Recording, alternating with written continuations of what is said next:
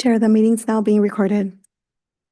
Thank you. I would like to call the regular meeting of April 14, 2025 to order. Please join me in the Pledge of Allegiance.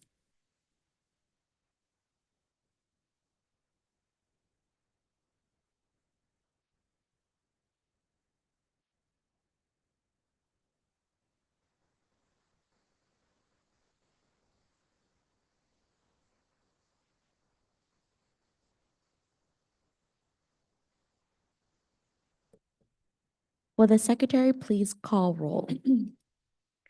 Commissioner Benninger, Commissioner Escamilla, Commissioner Leo, Here.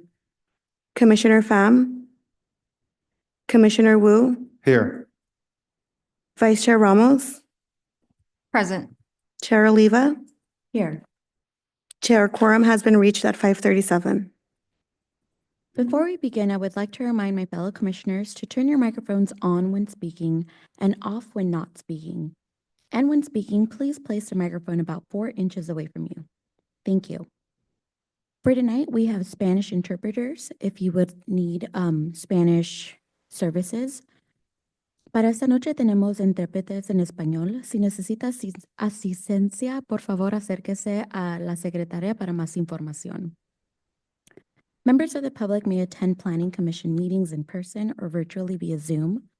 I now invite the Commission Secretary to describe the way the public can access and participate in this meeting. This meeting is being live streamed via our portal at www.sana-ana.primegov.com/public/portal and to YouTube at www.youtube.com/City of Santa Ana videos. If you would like to provide public comment, you may do so in the following ways. Join the meeting via Zoom. When the item you wish to comment on is being discussed, please enter the meeting ID number 839-7492-4692. Select the hand icon to indicate that you would like to speak. Once called upon, remember to unmute yourself and state your name for the record. You can also join the meeting by calling 669-900-6833. Enter meeting ID number 839-7492-4692. When the item that you would like to comment on is being discussed, press *9 to let us know you would like to speak. You will be called upon by the last 3 digits of your phone number. After you're called upon, you may press *6 to unmute yourself. For those who are attending this meeting in person and would like to provide public comment, please fill out a request to speak form and turn it into the recording secretary. All speakers will have 3 minutes to speak. We will alert you when your time is up. Moving on to public comment on non-agenda or non-public hearing items. Secretary, does anyone wish to speak? If you're attending this meeting in person and would like to comment on non-agenda or non-public hearing items, please fill out a request to speak form and turn it into the secretary. If you're participating via Zoom and would like to comment on non-agenda or non-public hearing items, please select the hand icon to let us know you would like to comment. If you're calling in and would like to comment on non-agenda or non-public hearing items, please dial 9 and then *6 to unmute yourself. I will wait a few seconds. Chair, we do not have any speakers. Thank you. Moving on to the consent calendar. Is there a motion to approve item A, minutes from March 24, 2025, and item B, excused absences? I move both items. I have a motion from Commissioner Wu. Is there a second? I'll go ahead and second. Recording Secretary, I'd like to note that Commissioner Escamilla joined us at 5:40, and he just made he also did the second for this. So I have a motion from Commissioner Wu and a second from Commissioner Escamilla. Secretary, please call for a roll call vote. Commissioner Benninger, Commissioner Escamilla, Aye. Commissioner Leo, Commissioner Pham, Commissioner Wu, Aye. Vice Chair Ramos, Aye. Chair Oliva. Aye. Motion approved by majority vote with Commissioner Pham and Commissioner Benninger absent. That concludes the consent calendar items. Moving on to the public hearing. I will now review the process for the public hearing so that everyone knows what to expect. Staff will provide a presentation and answer questions from the commission. Then the public hearing will be open. The applicant will be given the opportunity to speak, limited to 15 minutes. Members of the public will be given the opportunity to comment, limited to 3 minutes. The applicant will then be given the opportunity to respond to comments made by the public, limited to 5 minutes. Then the public hearing will be closed. Discussion will return to the commission with formal action taken to approve, deny, or continue review of the application. Please consider the following suggestions when organizing your comments. Please state your name and address, strictly voluntary. State whether you support, oppose, or are neutral to the proposal. Your statement should include all pertinent facts within your knowledge. Please note, decisions on these matters are final unless appealed within 10 days by any interested individual or party. Recommendations on this item will be forwarded to the City Council at a later date for final determination. With respect to item 3 on the agenda, the decision of the Planning Commission shall be final with no further right of appeal. But for my fellow commissioners, I will take item 3 out of order for tonight's meeting. As there has been a request for continuance for 2 weeks, I will hand it over to our staff to further elaborate on this decision. Thanks, Chair. Good evening, members of the commission. For item 3, we received a communication from a law firm retained by the applicant who filed the appeal, raising several points that staff would like to evaluate in coordination with our own legal counsel and be able to make sure that the Planning Commission understands what, if any, of those arguments would be applicable to your decision making. And for that, staff is recommending a 2-week continuance to April 28th for that item. Thank you. Now we'll return to the actual order. So we'll look at item 1. This is the time and place for conditional use permit number 2025-02 for the property located at 1623 West 17th Street, located within the General Commercial C2 zoning district. This item was continued from March 10th, 2025 meeting. Before we begin, do any commissioners have anything they wish to disclose with regard to this item? Seeing none. I did Oh. receive a letter inviting me to an event by the owner of the market, but I did not open the letter. My wife did, and she attended. And I wasn't going to go because I wanted to vote on the item. But I'm disclosing this for transparency's sake. Thank you. Any additional? Okay. Now Pedro Gomez will provide a brief presentation.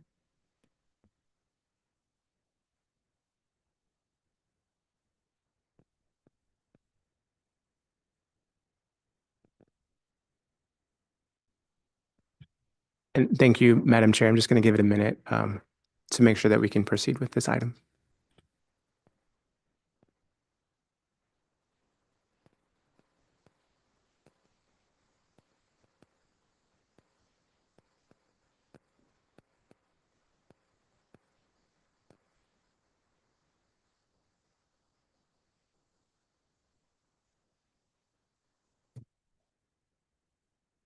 Chair, as a formality, you might want to just call like a 3-minute recess.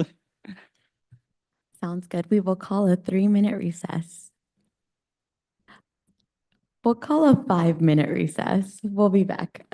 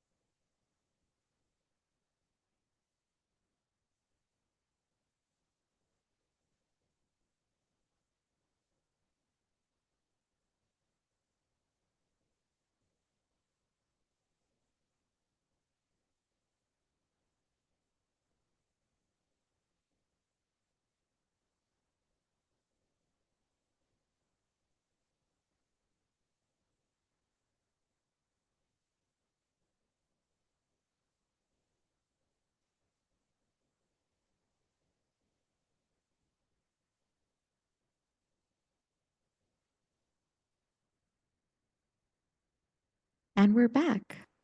Pedro.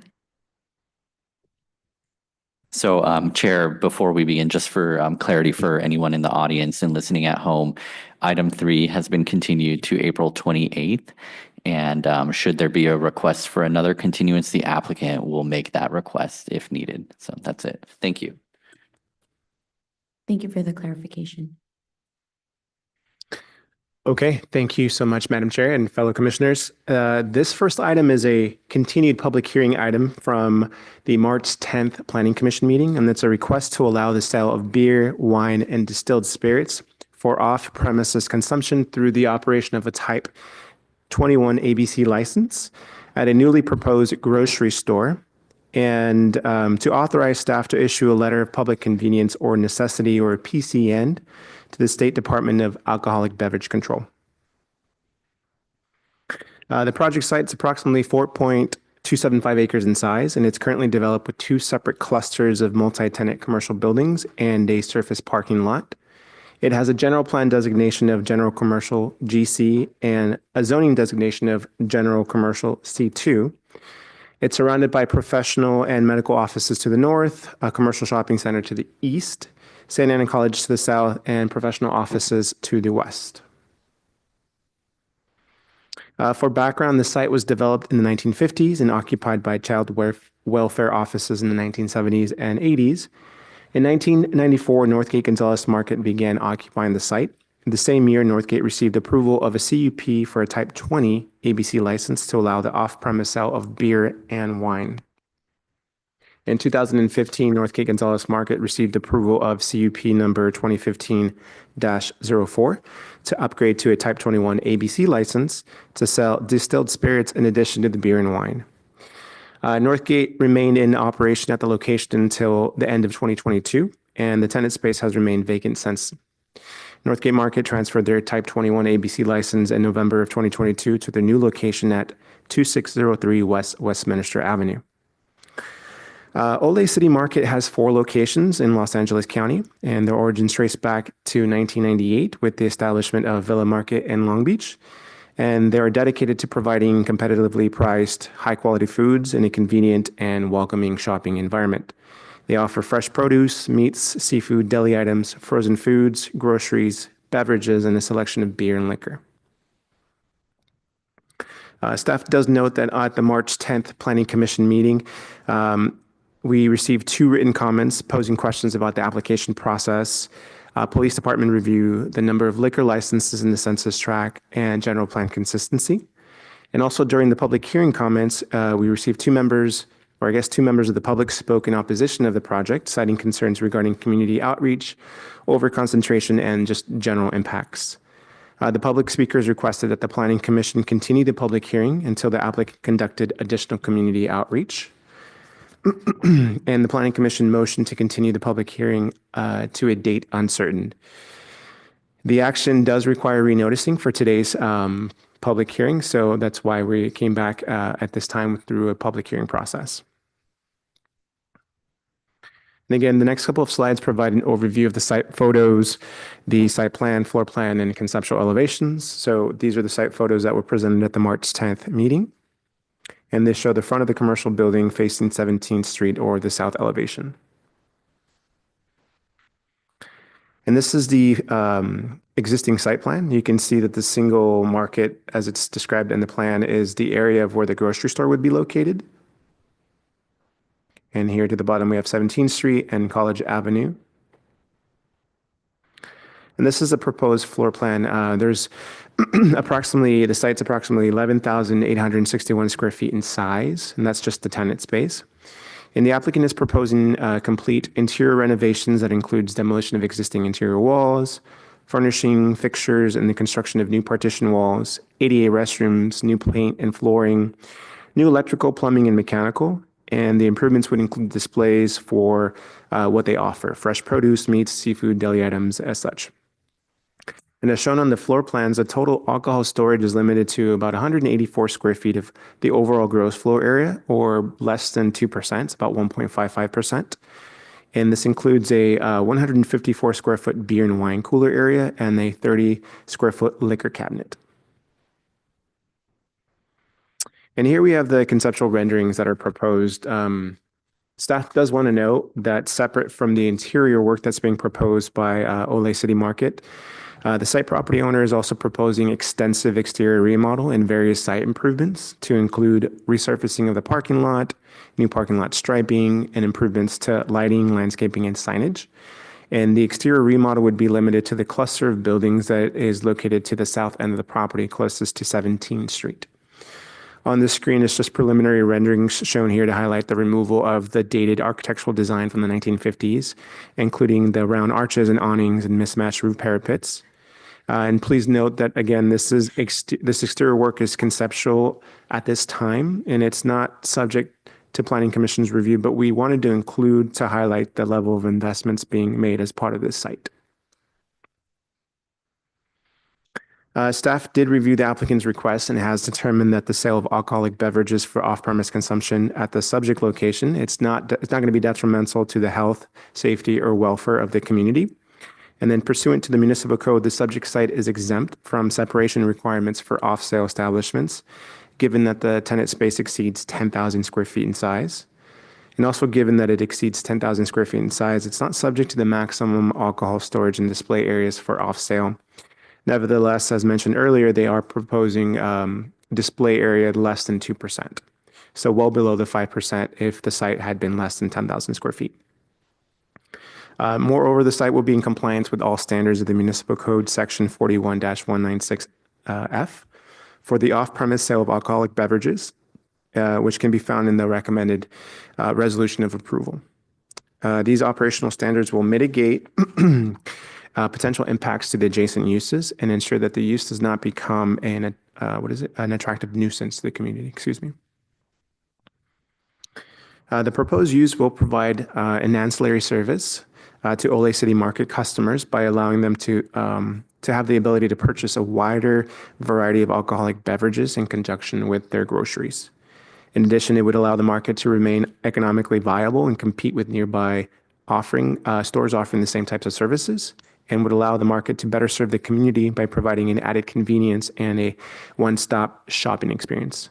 The subject site is consistent with the goals and objectives found in the land use element of the general plan. And the police department is satisfied that the operational standards and conditions of approval will mitigate any potential impacts to the surrounding community and does not oppose the granting of the CUP. Lastly, the conditions of approval, property maintenance agreement, and standards in the municipal code will address any potential impacts that may arise. So for the public convenience or necessity, the PCN, the requests are governed by Section 41-645.5 of the municipal code and the business and professional code.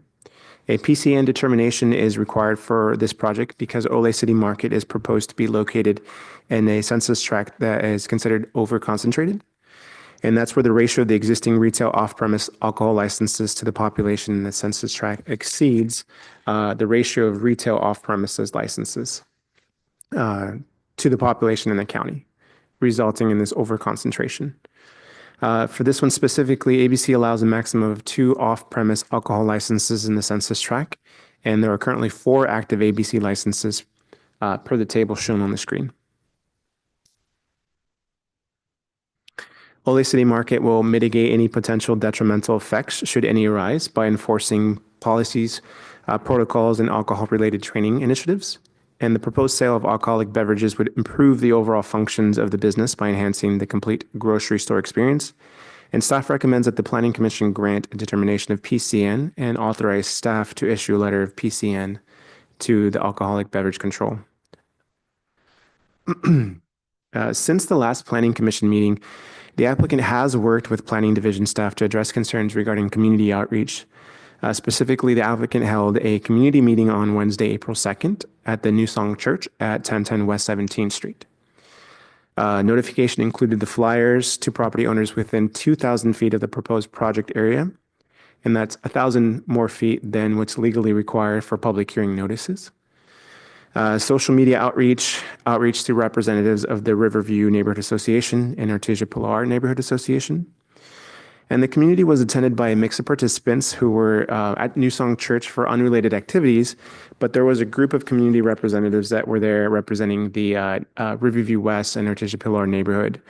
The applicant provided information to the community regarding their existing stores and store offerings. And the applicant also met in a small group with select community leaders to discuss their concerns.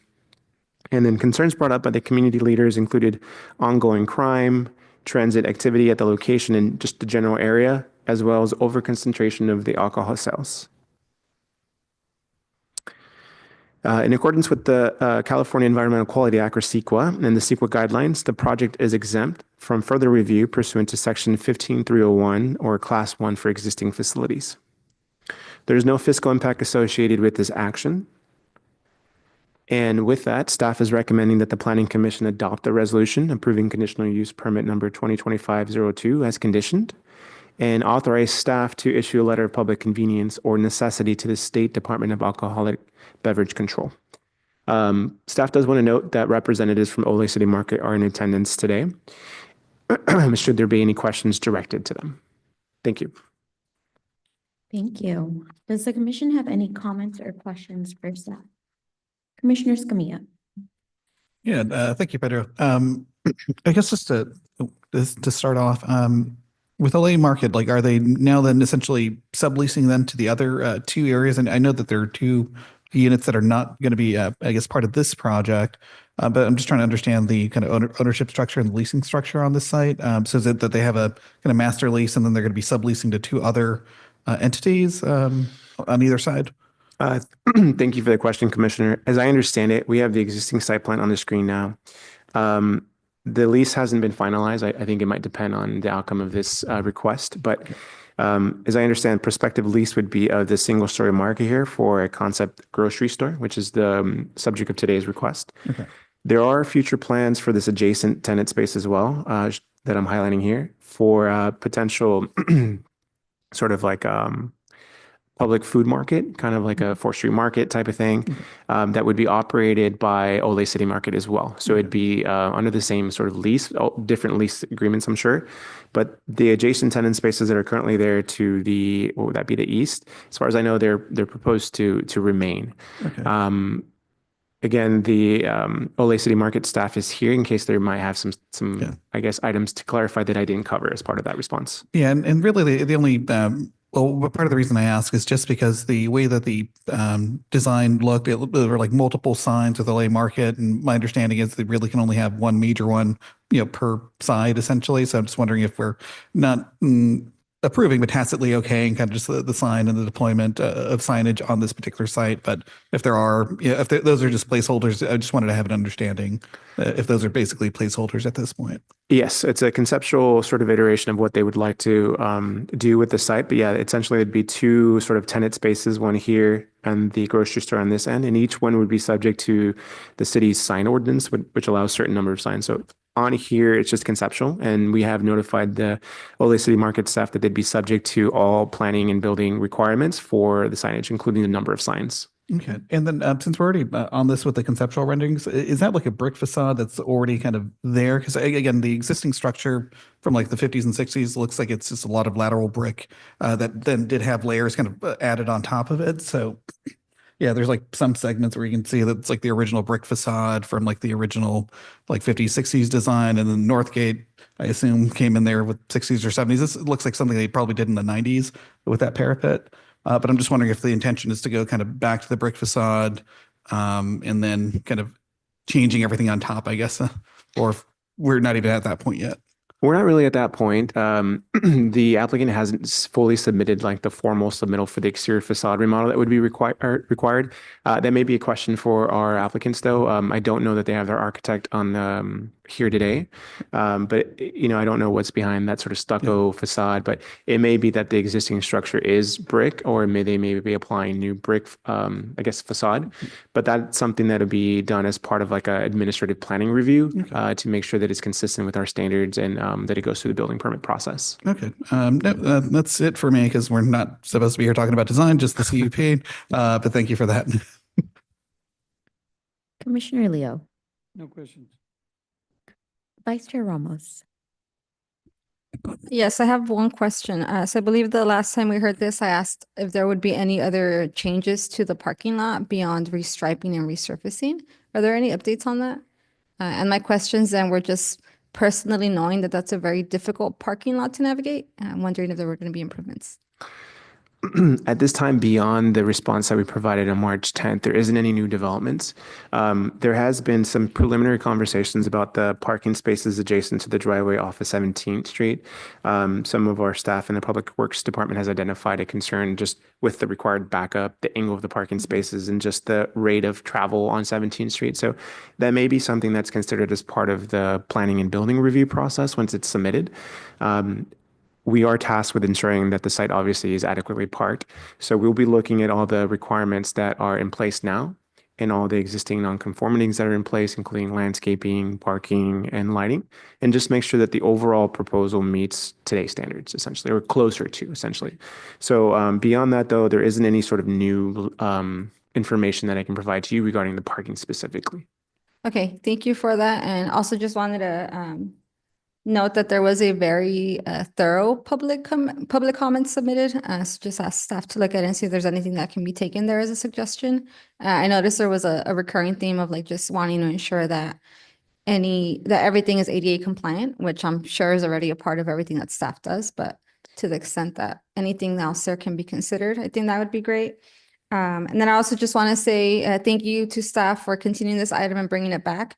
I'm really happy to hear that the owner was able to meet with the residents, hear their concerns, and also got the public comment that the residents are now in support of this project. So I think there's a lot that has happened, a lot of maybe like just repair, which I think is really good. And also want to thank you all personally for doing the noticing up to the 2,000 feet. So I know that was something I asked for last time and it seemed like a big ask, but very happy to hear that it was done. And I think the fact that residents' concerns have been addressed just really like speaks to the level of community outreach that happened. So thank you. And because of that, I'll be supporting that.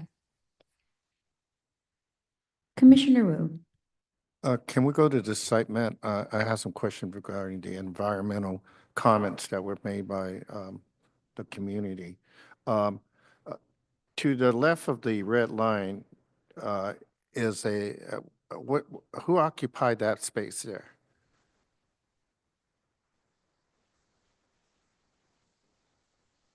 So that's the Orange County Health Care Agency, right? It's health related, health and mental health and all that, right? Okay, so the star is where the market is going to be, right? Correct. And facing south of that is that little round thing. That's a track for the college, right? That's correct. Okay, to the left and right of that is related to the college, the term parking is under regulation. So there's no residence there, right? So the Artesia Pilar neighborhood doesn't really begin until over the left side on the other side of the football field, right? Okay, but they attended the thing that they had at New Song. Okay, now let's go over to the Riverview side, which is on the other side. To the right of the red line on the other side, there is the what you call it, Smart Finals, right? and restaurant and parking, right? Okay, and to the right of that is Target, right? The other white building. And then you have the football field for Mendes, right? Okay. Then right behind the market is the driveway where they deliver stuff, right? But you have businesses operating there that goes in a U shape, right? And there's a street behind that building, right? Okay. Now, the building behind that street, is it occupied or abandoned? And just to clarify, Commissioner, are you referring to the building north of this here? No, on the other side of that street, of the red line. Other North. side of, Yeah, on that- this end? All that, yeah. Those are multiple buildings are you referring Right. to? It used to be health related, mental health and health, but they're closed and it's abandoned. There are dead dogs there.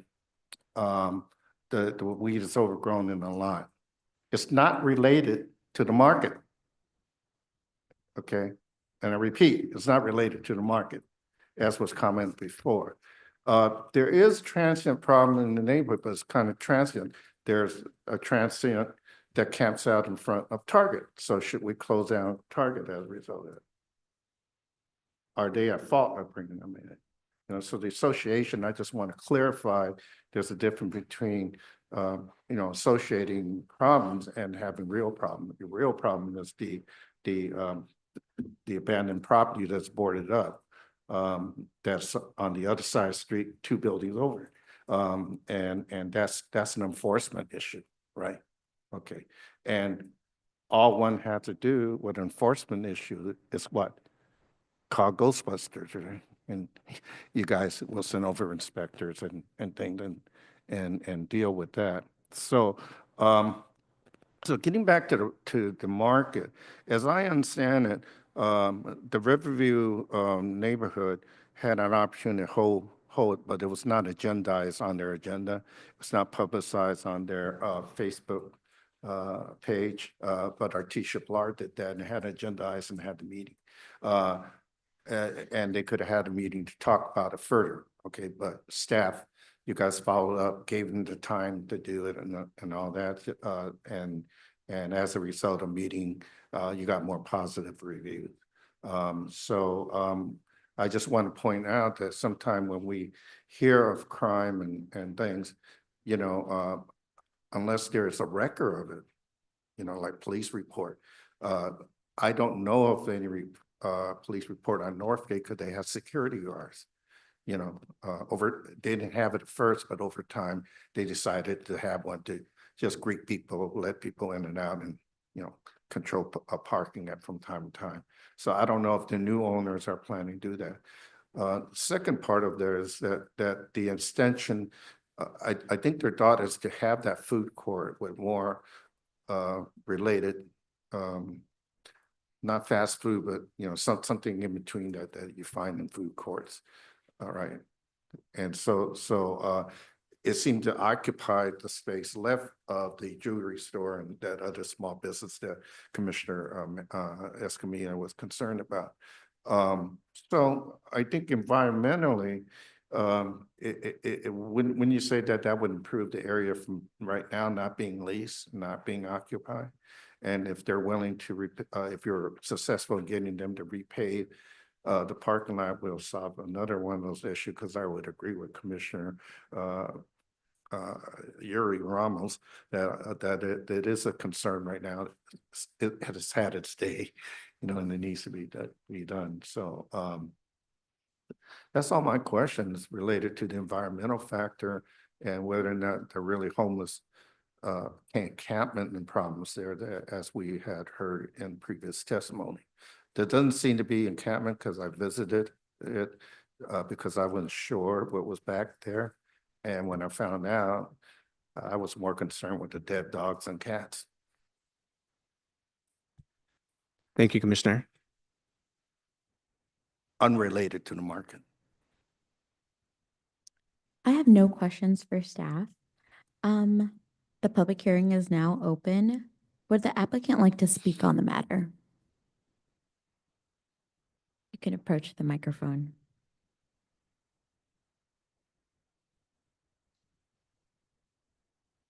Good evening, everyone. It's an honor to stand before you today and share the story of our family, our journey, and the heart behind Ole City Market. This is more than just a business for us. It is a tribute to our roots, our values, and the dedication that has been passed down through generations. Our story is one of perseverance, hard work, and an unwavering commitment to family and community. Over 40 years ago, my father came to the United States with nothing but a dream and a determination to build a better future. He started out as a janitor, working tirelessly to provide for our family. With persistence and vision, he eventually opened a small convenience store in Huntington Park.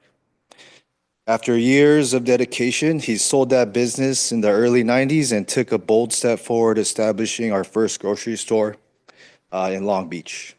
My brother and I grew up watching our father work with passion and resilience. Inspired by his dedication, we pursued our education, earning our MBAs. I went down the street to UC Irvine, and now we have the honor of continuing his legacy.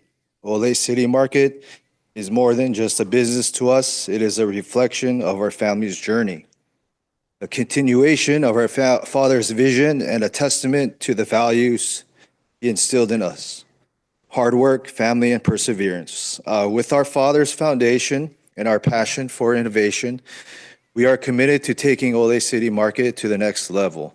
We believe in persevering family traditions while embracing modern advancements.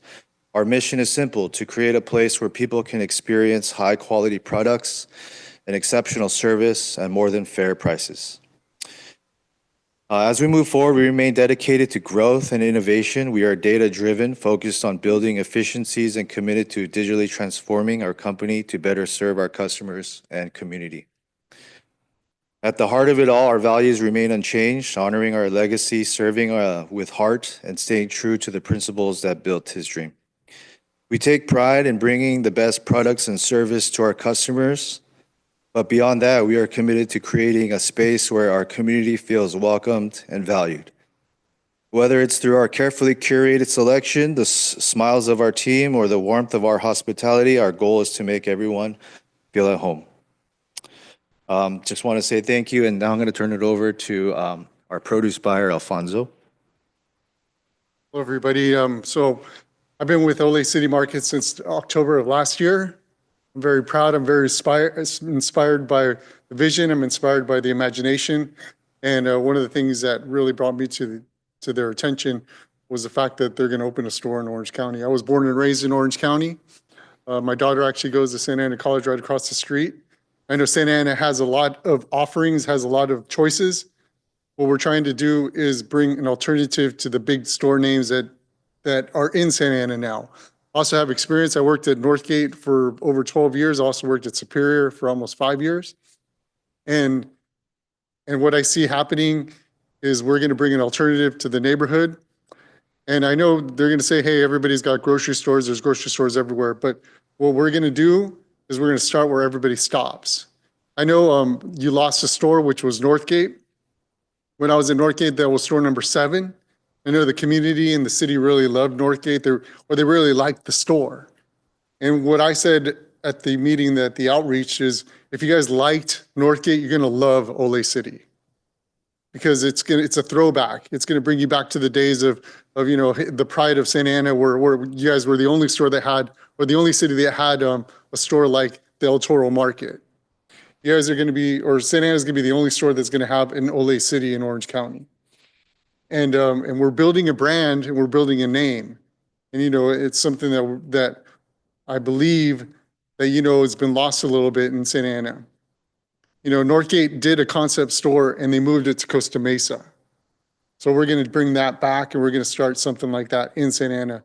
And like I said, whatever you think of the grocery stores in Santa Ana, they're good, they're great, but we're going to start where they stopped.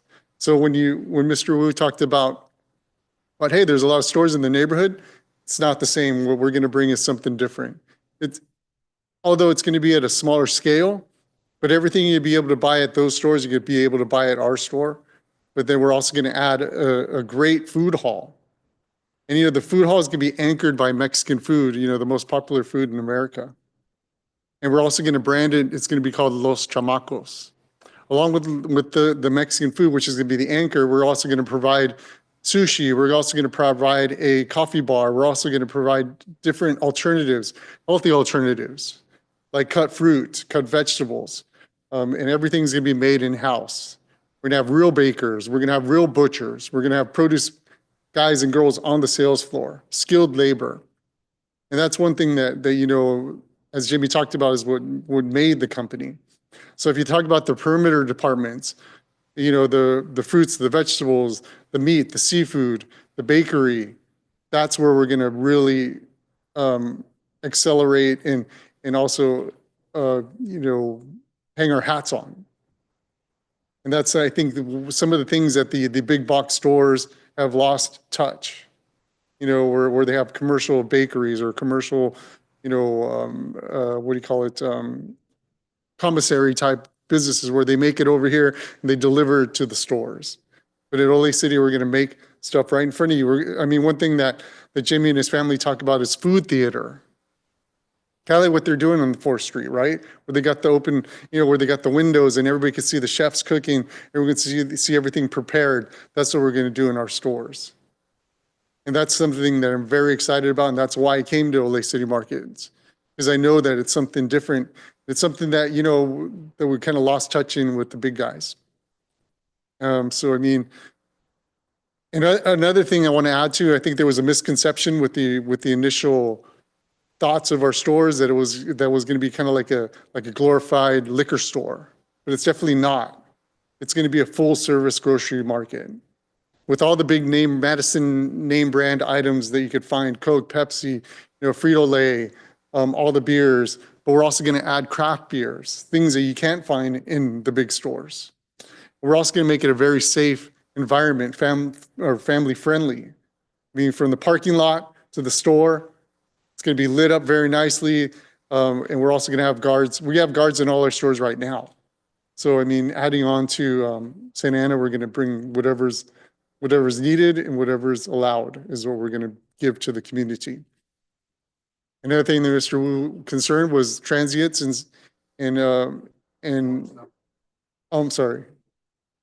Oh yeah, I'm sorry, testimony, as he called out the testimony. Definitely. So from what we're going to provide with not only a retail store with traffic, but also lit with guards, and also just our own employees. The customer service that we're going to provide in the store is going to supplement the security factors. So, the people that are concerning want to be left alone, but they're not going to be left alone in our store. If you walk into our store, you're going to get somebody to greet you. You get somebody to ask you, hey, do you need help? You get somebody to say, hey, what are you looking for? And, if you're a bad person, you want to be left alone, you're going to walk out. And those are the things I've learned throughout my 30 plus years in retail, is that, people that want to be left alone, they're going to leave the store if they get customer service. But that's all I got. You guys have any questions for us? Yes, sir. We'll start with Commissioner Escamilla. All right. Thank you, Chair. Yeah, no, I think the concept is definitely something I'm seeing and envisioning. I would definitely say that as you start looking at the design and everything for it, and especially if this is going to be the branding opportunity, there is a really interesting kind of Spanish style hacienda that's right behind your site.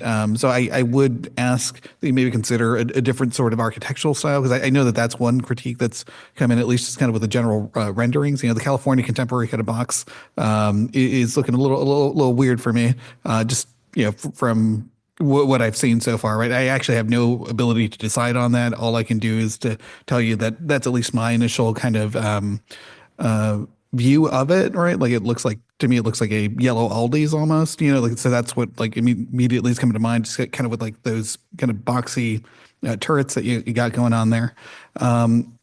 But as far as the operations, it sounds like you already have a couple of operations successful. Definitely I love the story, the narrative, and the vision for this place. I would also say, definitely utilize the back parking area as you design the facility, because I think what you'll probably end up having is people trying to get into the market, and then having that secondary entrance for the food hall. Just if you do get to that amount of demand, it's treat it holistically whenever the design comes in. I think that at this point, I'm very supportive of the effort that you all are doing. Just definitely appreciate you coming in and being able to answer questions today. And I think that extra work that you did with the neighborhood will pay off, at least for me as well. But yeah, I don't really have too many more questions other than that. I think they were mostly statements, but I would urge some look at the design. I think a contemporary, like Mexico City, Ciudad Mix, design can look really nice here if this is kind of the type of higher end eatery that you're looking to do. It's just right now I'm not seeing it in the design currently. Good to know. Thank you. Commissioner Leo. No question. Vice Chair Ramos. No questions. Just wanted to extend the same thank yous I gave to staff. So thank you for meeting with the community. Thank you for listening to their concerns and getting them to now support the project. I think that's not always very easy, but speaks very highly of whatever happened since the last meeting. And also thank you for noticing up to 2,000 feet or 2,000. Yeah, just I know was more than is required. So really appreciate that you took the time to do that. And then just wanted to just reaffirm what Commissioner Escamilla said about the design. Not a requirement, but something for you to consider. And then if you ever went to the North Gate that was there, that one was kind of odd. The aisles were very narrow, so Yeah. I'm sure you won't replicate that, but just, you know. No, yeah, I remember I was there. I mean, that's what I mean. People like the store. They're gonna love this store. We're gonna have even floors. We're not gonna have bumps everywhere. You know, the ceiling is gonna be high. You're not gonna hit your head. I think, yeah, I'm sure I remember. didn't think that would be replicated, but just wanted to note, like, Yes. great store, but some things are a little bit odd. And whenever there's opportunities to highlight local vendors, I'd also just ask that you consider that. There's a lot of talent in Santana, so to the point that you can bring them in, I think that Yeah, also we're gonna employ a lot really of. appreciate it. Oh, I'm sorry, one last question, again, not related to the approval, but I heard the word skilled labor. So will you be using union labor in the store? No, we're not. Okay, No. thank you. Commissioner Wu. I'm sorry. Thank you for coming in because I wanted both the community and the commission to get to know you better. I have a question. I'm wondering, why did you choose to have your meeting with the community at New Song Church? Do you have a relationship with them? Yeah, I actually used to go to New Song Church. I was attending college, Irvine. Thank you. It's UC Irvine connection, right? So just to add on that, we had a few options that were given in the neighborhood, and that was the choice. No, the reason he chose it was that he cared enough to find a venue that cared about the community, that was building a new life for the people in the community, low-income families in the neighborhood. That's why New Song came out of Irvine and went into the community there. I know that is- I wanted him to say that because there was a connection there. That also embodied itself in what you are thinking as one of his employees and what you've been saying. Now my question is a little broader, and I don't know if this is pertinent, but with a lot of the federal programming that subsidize like WIC and food stamps and all that, that may disappear. And as such, one of the value of having a fresh food place there, it affects the health of the community.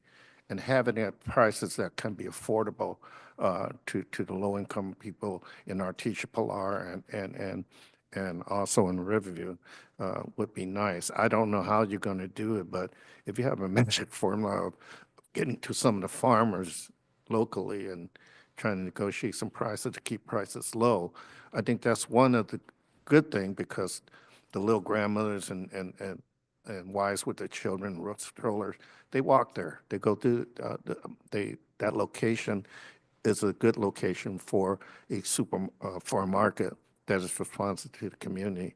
And I think that sometimes we undersell Mexican food, you know, and I think your notion is to elevate that a little more, right? And make it kind of fun and neighborhood gathering kind of thing to go along with it. So you're just not a market and you're not just a deli. So, and you could get little parts of things so you don't have to cook it. Like if I want to make fish taco, you already fried it for me or something, right? That's what I'm thinking of hearing from you. You know, I was just wondering if that's true. So it'd be a unique place that's walkable for the students to come over there and for the neighborhood. And I think the key thing for me would be if you could keep prices down. And I know that we're all struggling to keep up in this economy because we don't know what's the future's like. But I just want to point out in your planning, that's one of the tough things I kind of see economically as being a chamber member with the Black Chambers. Economically, how are we going to get through this period?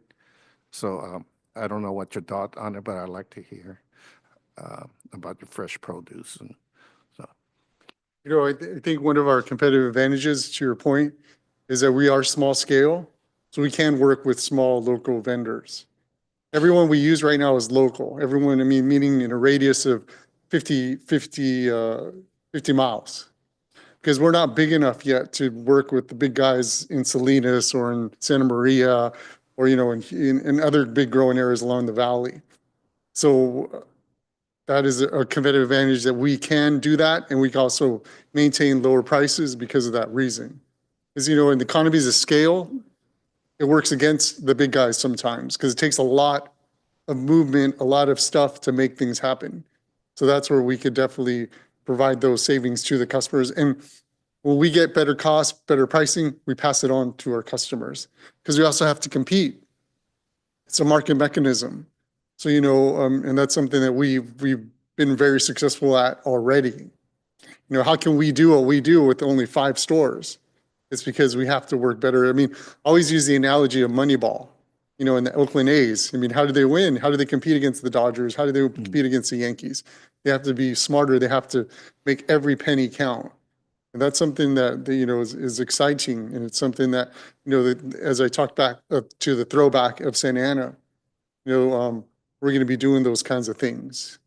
And it's like we want to stay in touch with the community. We want to stay in touch with our ownership to know that we're, whatever we get, we're going to give back to the community and maintain what we need to do to always be that value in the community and value in our stores. Thank you.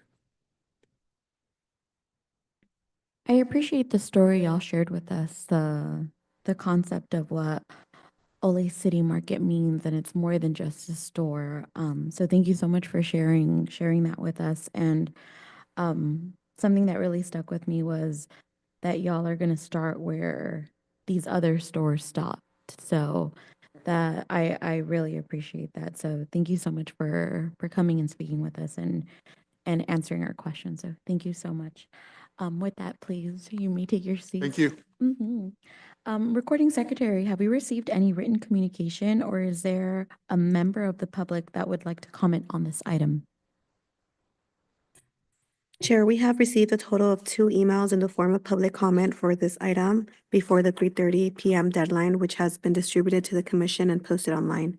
If you're attending this meeting in person and would like to comment on this item, please fill out a request to speak form and turn it into the secretary. If you're participating via Zoom and would like to comment on this item, please select the hand icon to indicate that you would like to speak. If you're calling in and would like to comment on this item, please dial *9 and then *6 to unmute yourself.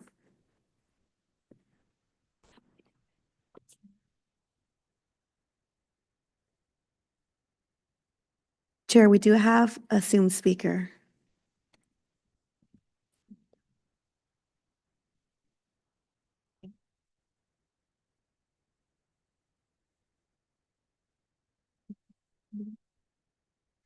Hanala, can you please unmute yourself?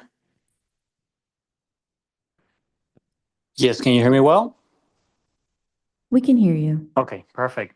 Well, as a small business owner myself, I want to just kind of give my 2 cents. I think that I'm always for helping small businesses thrive and compete with those big chains. So I think that my opinion is, yeah, let's give all the tools that they need in order to compete and to provide to the community what the community needs. So I'm really happy to hear their story, and I look forward to visiting them and hopefully making another successful business here in the city of Santa Ana.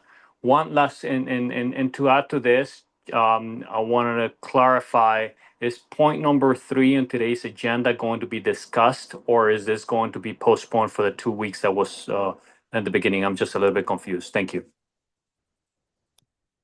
Thank you for your comment. You're joining us a little late. We spoke at the beginning of the meeting that we were postponing this item and we would be revisiting it at a later meeting on April 28th. Thank you very much. Of course. We don't have any additional speakers. Thank you. With that, the public hearing is now closed. Unless the commission has any further comments or questions, or is there a motion to approve this matter? I'd like to move. I'll second. I have a motion by Vice Chair Ramos and a second by Commissioner Escamilla. Secretary, please call for a roll call vote. Commissioner Benninger? Commissioner Escamilla? Aye. Commissioner Leo? Commissioner Pham? Commissioner Wu? Aye. Vice Chair Ramos? Aye. Chair Oliva? Aye. Motion approved by majority vote with Commissioner Benninger and Commissioner Pham absent. This is the time and place for conditional use permit numbers 2025-05 and 2025-06 for the property located at 2 East Hutton Center Drive, Unit 202, located within the specific development number 76 zoning district. Before we begin, do any commissioners have anything they wish to disclose with regard to this item? Seeing none, Pedro Gomez will provide a brief presentation. Thank you, Madam Chair. The second item is a request for approval of conditional use permit number 2025-05 and 2025-06 to allow the sale of beer and wine for on-premises consumption through a Type 41 license, and to allow after-hours operations at an existing eating location located at 2 East Hutton Center Drive, Unit 202.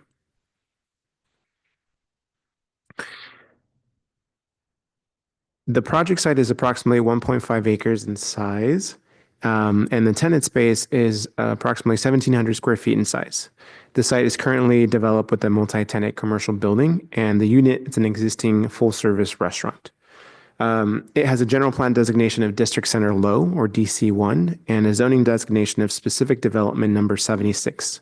It's surrounded by professional offices to the north, the 55 freeway to the east, professional offices and multifamily residential to the south, and the Courtyard Marriott to the west.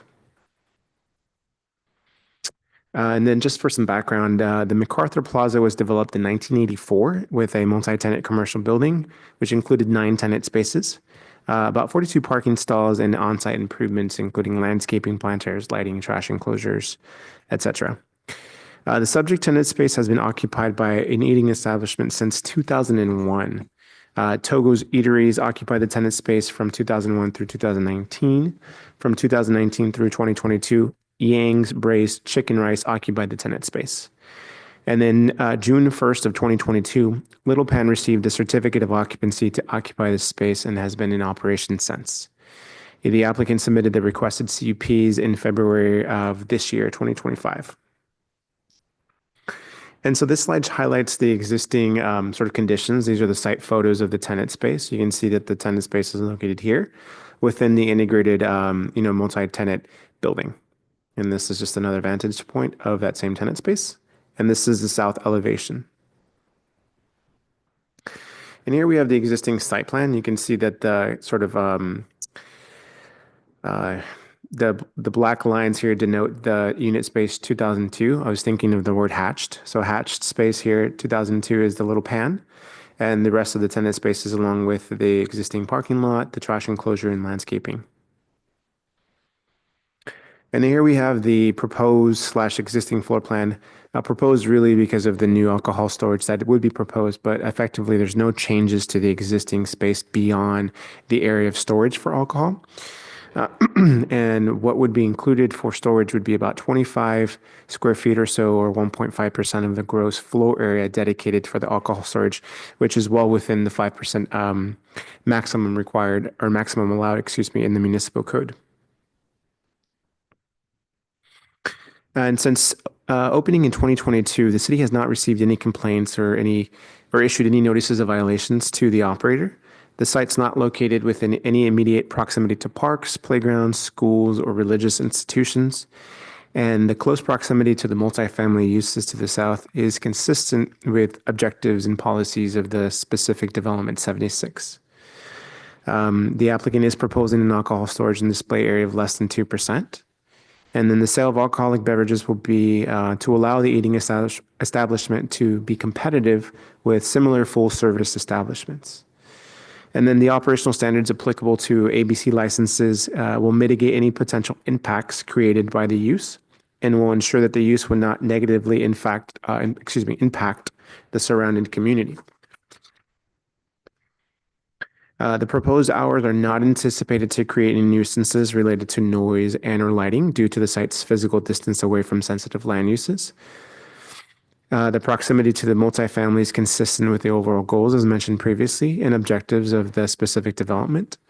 There would be minimal to no impacts to the residential units on the upper floors of the residential located to the south. And that's given that the ground floor is dedicated to a parking structure. And the after hours operations will provide a convenient eating option to patrons who work late night shifts or who are looking for additional late night dining options. Staff is recommending conditions of approval that would include a recordation of a property maintenance agreement, which would help improve the safety and the quality of the overall site.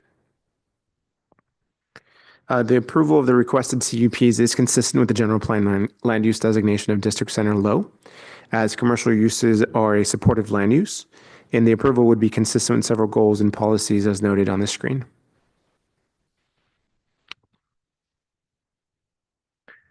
In accordance with CEQA and CEQA guidelines, the project is categorically exempt from further review pursuant to Class 1 existing facilities, and there's no fiscal impact associated with this action. With that, staff is recommending that the Planning Commission adopt a resolution approving conditional use permit number 2025-05 and 2025-06 as conditioned for on-sale beer and wine license and for after-hours operations as conditioned. Staff does want to note that the applicant reached out to us, letting us know that she wouldn't be in attendance physically, but she is via Zoom, and I think the reason was she was feeling under the weather. So, thank you. Thank you, Pedro. Does the commission have any comments or questions for staff? I'll begin on my end with Commissioner Wu. Thank you. I was wondering, are we seeing a trend among restaurants extending their hours to 2 o'clock and asking for more more alcohol being served until 2? Because there seemed to be a decline after around COVID, because having a long operation hour was costly. So, and then it's hard to find a place to go if you were looking for something to do and you haven't made up where to go and finding a restaurant that is open. So I was wondering if this is part of a trend you see in your applications. Thank you, Commissioner Wu. We are seeing a sort of return to normalcy in some ways after the pandemic. So that's a great observation. And what I will share is that many times restaurants that do request and even obtain approvals from the commission to stay open late oftentimes don't exercise that to the maximum ability. You know, they may get your approval for the range, but they may often sort of settle into a different set of business hours. Yeah, if they do that a parking lot, because I was influenced to go there and eat at night, it gets kind of dark. And that's on notice, and I don't know if there mitigation that needed or not, but that's my 2 observation. Although it's Northern Chinese, but it's okay. Thank you, Commissioner Wu. Commissioner Leo, any questions or comments? I was surprised that Commissioner Wu didn't realize ahead of time that it was Northern Chinese. I had a question about the strip mall itself. Are there other liquor licenses there, beer and wine licenses? Because it is a good location, considering that we have 2 high-rise apartment buildings. We have the condos across the street. And freeway. We have the hotels. We have, 2 other apartments, plus a sample neighborhood. Mm-hmm. So if those restaurants are able to thrive, I'm wondering if there's any other beer and wine licenses, because how many restaurants are there, 5 or 6? There's a few, but really there's only one that has the after hours location, and that's Gokumi Ramen, and that's unit 203. But a few of them have ABC licenses as well. I think even Rubio's, which has since closed down, had an ABC license for beer and wine. But Gokumi, and then if this one were to be approved, would be the only two locations at this center that have after hours. Outside of that, it's just mobile gas station, 7-Eleven that are 24 hours. But those are in the surrounding areas on like Main and Sunflower. So Could you give people a reason to stay at home? Go to restaurants, go home, they'll just walk downstairs, walk over instead of driving somewhere else. Because they do have options down there, Costa Mesa, Pine District. If we start to activate this area, and if these two restaurants can do that, you can activate that where people can walk instead of having to get in the car, and it's closer to home, safer for people, that kind of stuff. Yeah. But yeah, glad you recognize Northern China. Down. Vice Chair Ramos. So Commissioner Scamilla hasn't gone. I started on this side. Yeah, Sounds we good. changed it up a little bit today. No, actually, no questions on this one. Fine.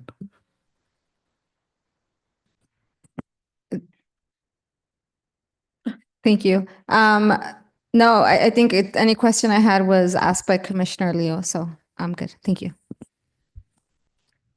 Yeah, my question was gonna be how many after-hour restaurants had the license, and yeah, that was gonna be my only pressing question. Would the applicant like to speak on the matter?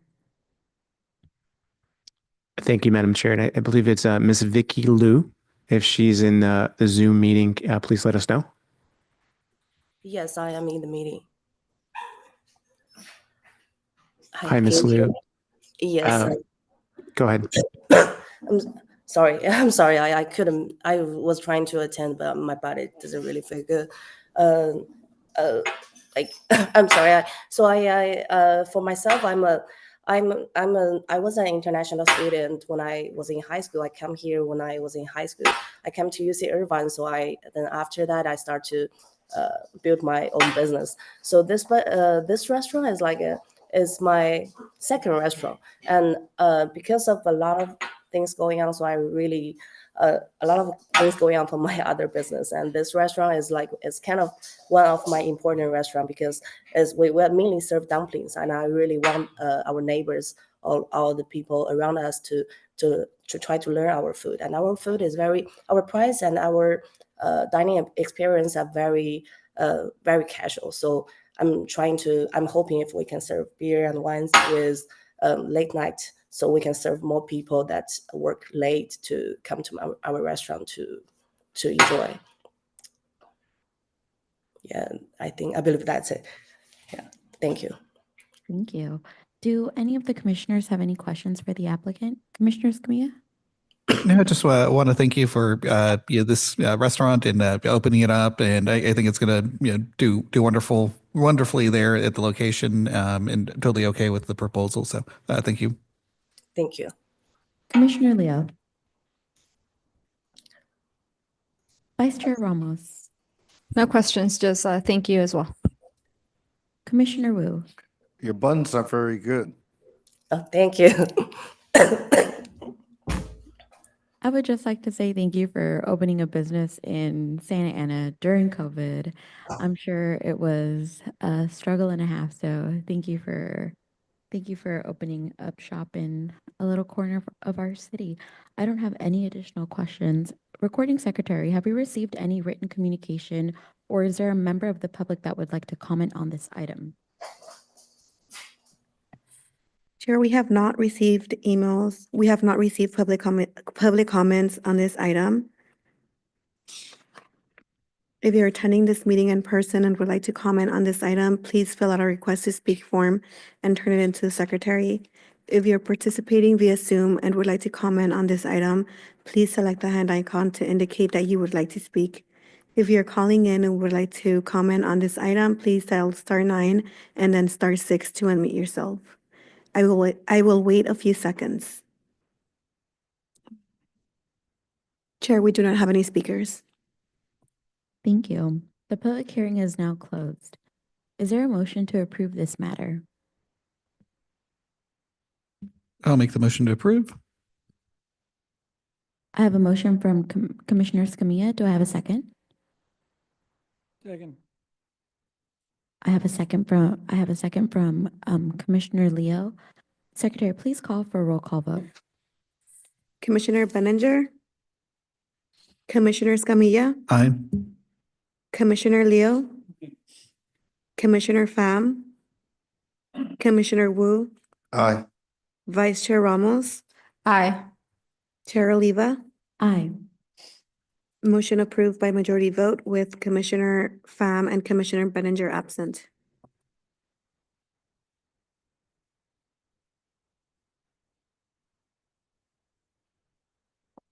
That concludes the public hearing. We will now call for a 15-minute recess before moving on to administrative matters, if that works for the commission.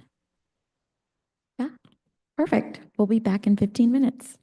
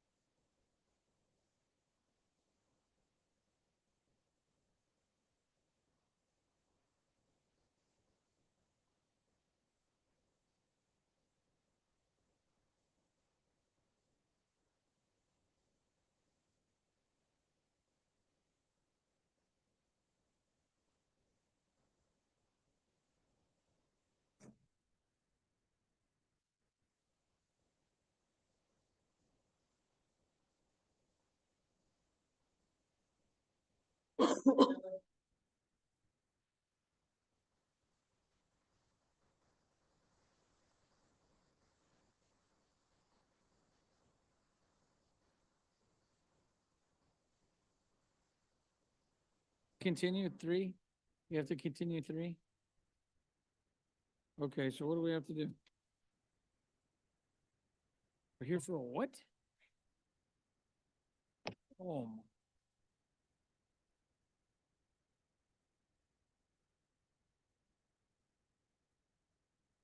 Clearly.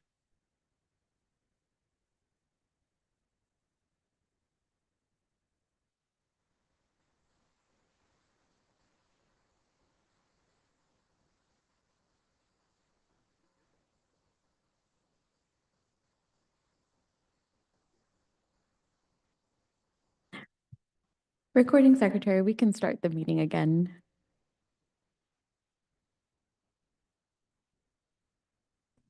And we're back, moving on to administrative matters. Senior Assistant City Attorney Melissa Crosswave will provide a brief presentation. Thank you, Chair. Thank you, Commissioners. Thank you for staying. Thank you for your attention. We do have a short presentation tonight. I anticipate it should not be more than 30 to 45 minutes. It will be done by both myself and Acting Director Ali Pezesh Kapoor. It's really a refresher. None of what I will be providing to you today is anything that is really new, but we think it's a good opportunity to kind of go over these matters, some of these areas, and give you a chance to ask questions if you have any questions. We'll also be trying to weave in, both myself and Ali, some observations that we've made that could help you streamline your meetings or help you just to think about some of the issues that you're facing. So this is really more, it's for you. We have a presentation, it's 30 slides, but it's really for your benefit. Ask as many questions as you like. That's what we're here for. We're also anticipating that we do this a little bit more regularly. So this time we have certain topics that we wanted to cover. Next time we have another topic that I wanted to cover for another presentation. And then if you have any ideas about things that you wanted to have us talk to you a little bit more about, I know sometimes planning commissions want to get presentations on housing laws specifically because there's so much complexity with housing laws. That's something that you could ask us to do for you. Or if you think of anything else that you want us to talk about, we could talk about ethics. Any of those topics, just kind of have that in the back of your mind and let us know. So with that, we'll start. I think you have there you go. Thank you. Just an overview of what we're going to talk about. The first thing we're going to kind of cover is a refresher on Granicus. That will be done by Ali. We will talk a little bit about the role of the Planning Commission. We'll cover a couple slides on the Brown Act, only because it's such an important law. And again, it's nothing that you haven't heard before, but it's a chance for you to ask questions. We'll talk a little bit about parliamentary procedures and due process. And again, please stop and ask any questions that you might have during this presentation. And I'll just give this over to Ali to talk about Granicus. Thank you. So I'm going to just quickly escape the PowerPoint and do a refresher on Granicus. So let's see if we can share the right screen.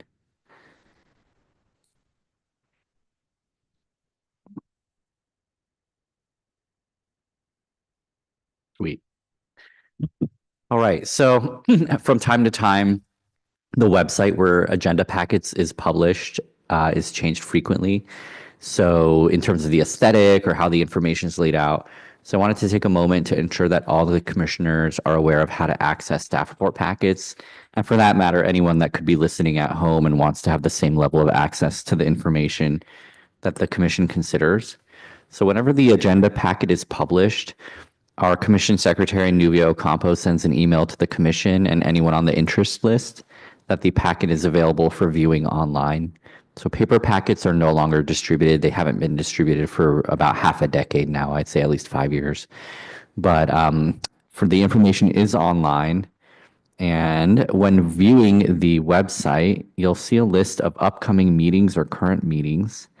And we are at the Planning Commission. You have several ways of accessing the information. You can either go through what's called HTML agenda or other ways, such as downloading the entire packet of report materials as a PDF packet.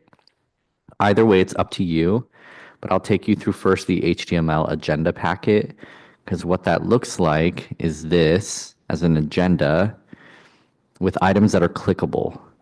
So for example, for tonight's first item, which was the continued hearing for Ole City Market, when visiting the agenda packet, you can access the information by either clicking on the item itself, which opens a drop-down menu. And there you can access the staff report and exhibits. And there's so many options in PrimeGov, so bear with me. But firstly, you can click the eyeball to view the staff report packet in any of those materials.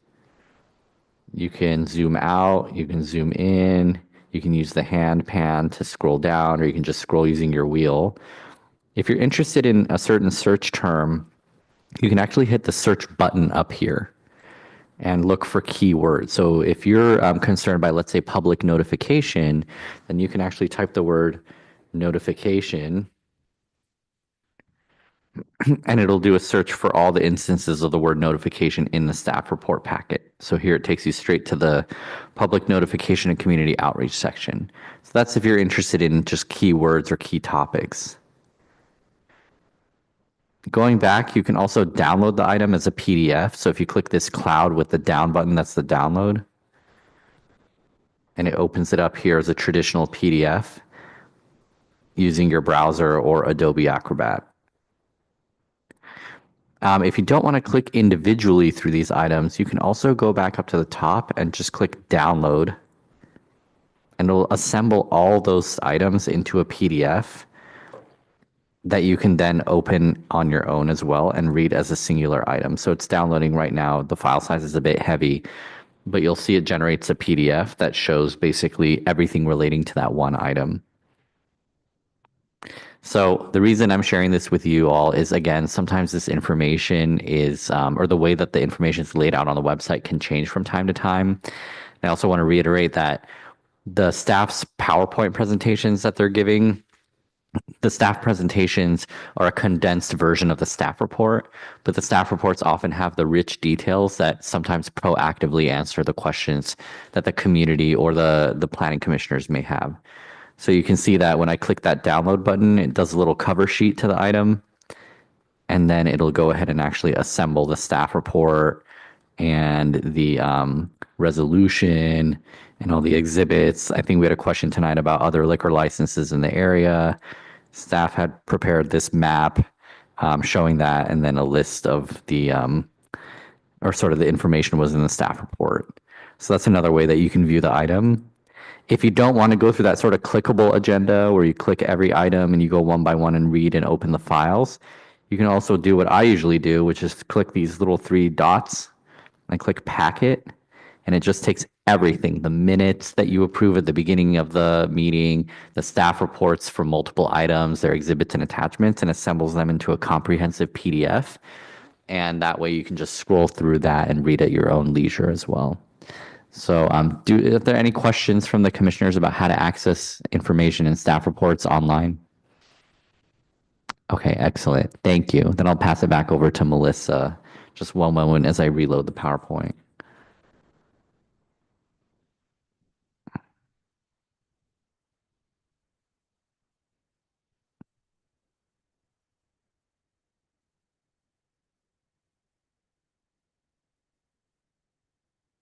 All right. Thank you.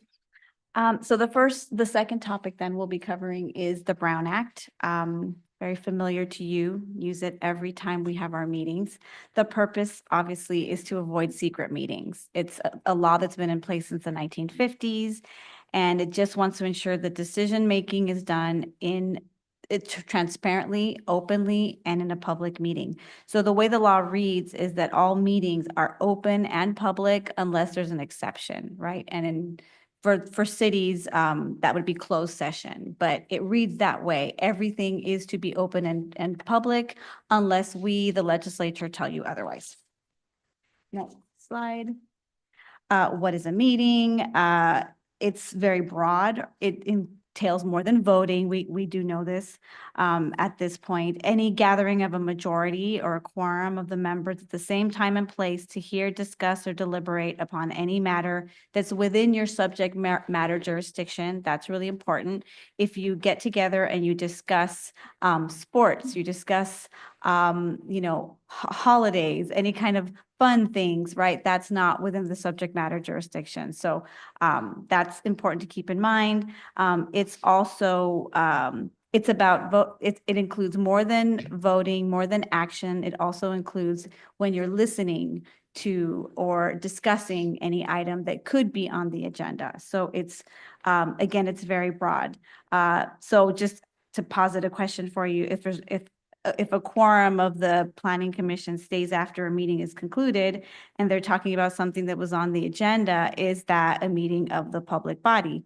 It is, because it's not agendized, it's not open in public, and it's a meeting that could be in violation of the Brown Act because it's not open and public and agendized, and it's discussion about something that could be on the agenda, and it was on the agenda. So we have to be cautious in that regard. Next slide. There are, of course, exceptions, right? If you attend conferences that are open to the public on issues that are of general interest to the public, town hall meetings or similar gatherings that are open notice and are not originating from the city. It's another organization, a nonprofit or a chamber or some other group that's putting it together, is also an exception. Anything purely social or ceremonial type of events are exceptions as well, with the caveat being, of course, that you can't attend a social event and then gather together as a group, as a quorum, and discuss something that could be on the agenda. Next slide. So there are a lot of different aspects of the Brown Act. And one very important aspect is, of course, the opportunity for folks to come and speak at public meetings. So every meeting will provide an opportunity for the public to speak. And this is construed liberally. Anyone can come and speak about any matter that's within the subject matter jurisdiction. And that is looked at very broadly. Criticisms of the body, that's not something that will be on the agenda, but it's within the subject matter jurisdiction, because a criticism of a public body could be viewed as something that it's related to your job, to your role. So even something like that would be considered to be within the subject matter jurisdiction. You have to allow folks to speak either before or during consideration of the item. That's really important. And it goes to being meaningful with public comment. If you only allow them to speak after action is taken, then that's not very meaningful. So before or during consideration, and you do allow folks to speak on items that are not on the agenda as well. Again, as long as it's within the subject matter jurisdiction. Just a couple of items too, there's rules of decorum, right? So we do impose rules of decorum during public speaking.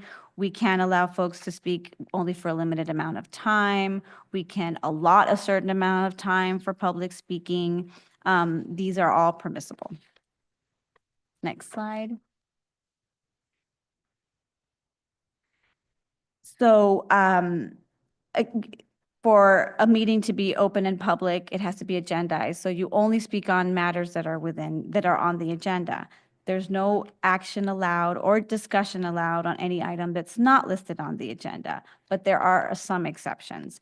I'm going to go through some of them, but what I wanted to highlight here is that if you are speaking about something, you're asking a question that's, you want to direct staff to do something, the important part is to be brief about that response to a statement or a question from the public, or be brief about your direction to staff. But those are exceptions. You can report on your activities or staff's activities. You can ask for things to be put on future agendas. That will often happen is there's something that could be controversial and people are coming and speaking about it and you really want to say something. I think the best tactic is to just say, staff, could you please bring that back to us at a different time? That way you've addressed members of the public that want to talk about certain things, but you're doing it in a manner that is respectful of the Brown Act. You're not speaking on anything for too long that's not on the agenda. Next slide.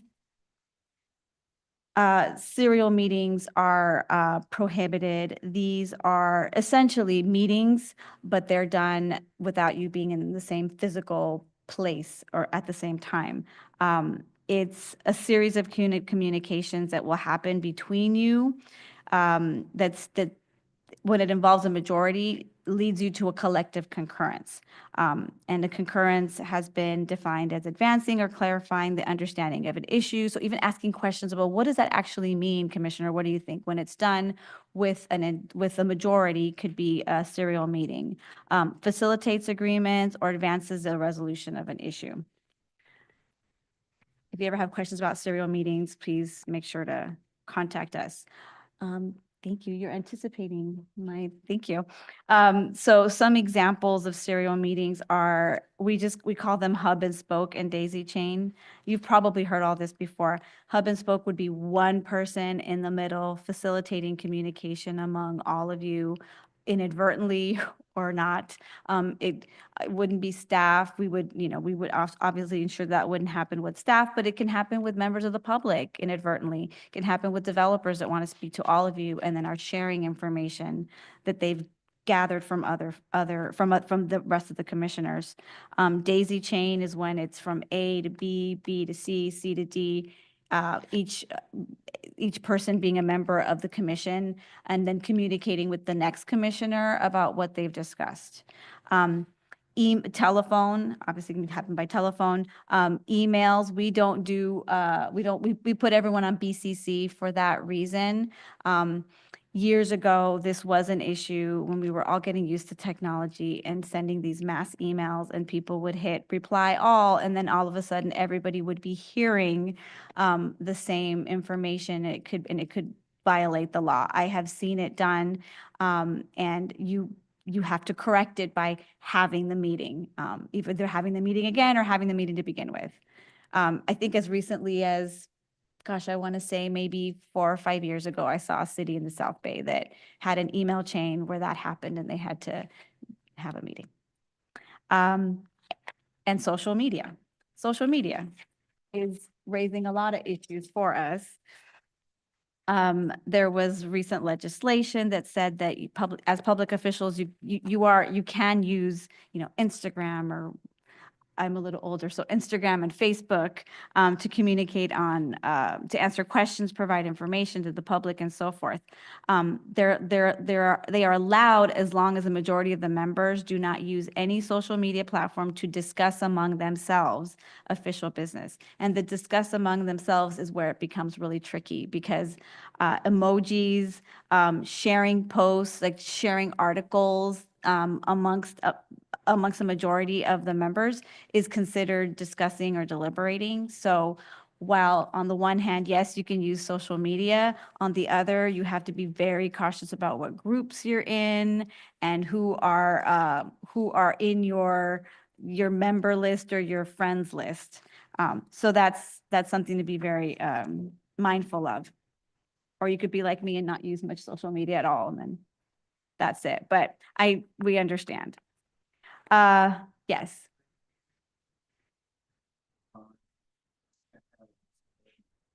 You can use social media to make a comment, but if you have on your feed or part of your friends, a majority of the commissioners, then they're hearing your comment or they're seeing your emoji or they're seeing the post that you're making.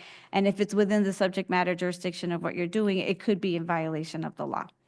Yes. General comment.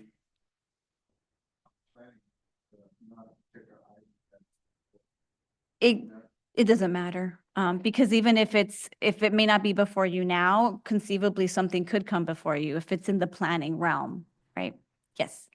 I have a question. So I think I have some folks up here on social media. I'm not always using it, but if Commissioner Wu shared an article by Voice of OC on something planning related, I don't know, he shared it and then I see it on my own and I just share it.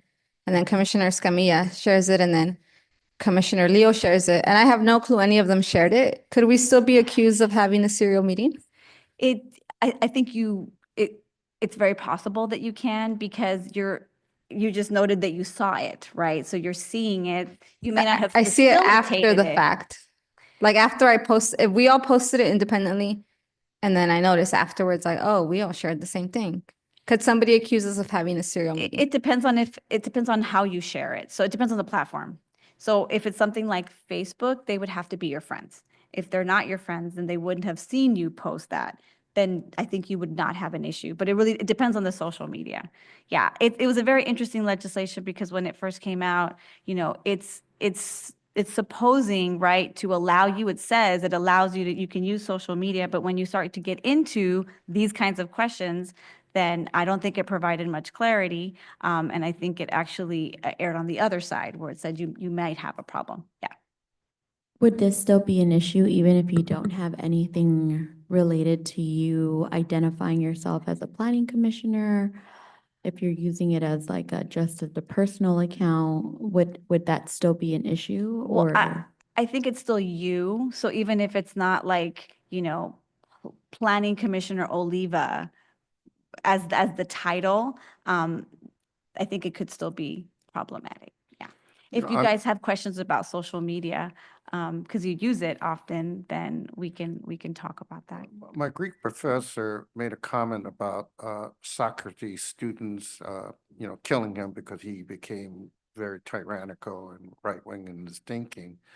And I said, as a planning commissioner, I'm held to such a high standard because the state of California with AB 1234. Mhm. And, it's kind of annoying that, I have to be honorable and be not abusive with the public as they come in here and stuff like that. And yet our president does not, So not that anyone caught that and passed it on, but if they did, I guess that's a comment about ethics, right? And ethic is not one of the, subjects.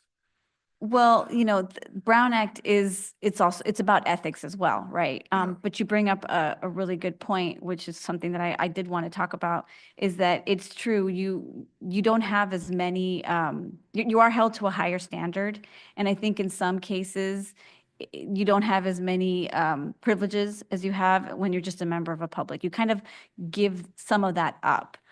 Not completely, and you've taken on a new role where you have to, you're vested with this authority to make decisions that do affect the community, but you do kind of leave some of the rights and privileges and things that you were able to do before very freely. You kind of leave it behind. Sometimes you don't realize it until you get there. But that's a really good point.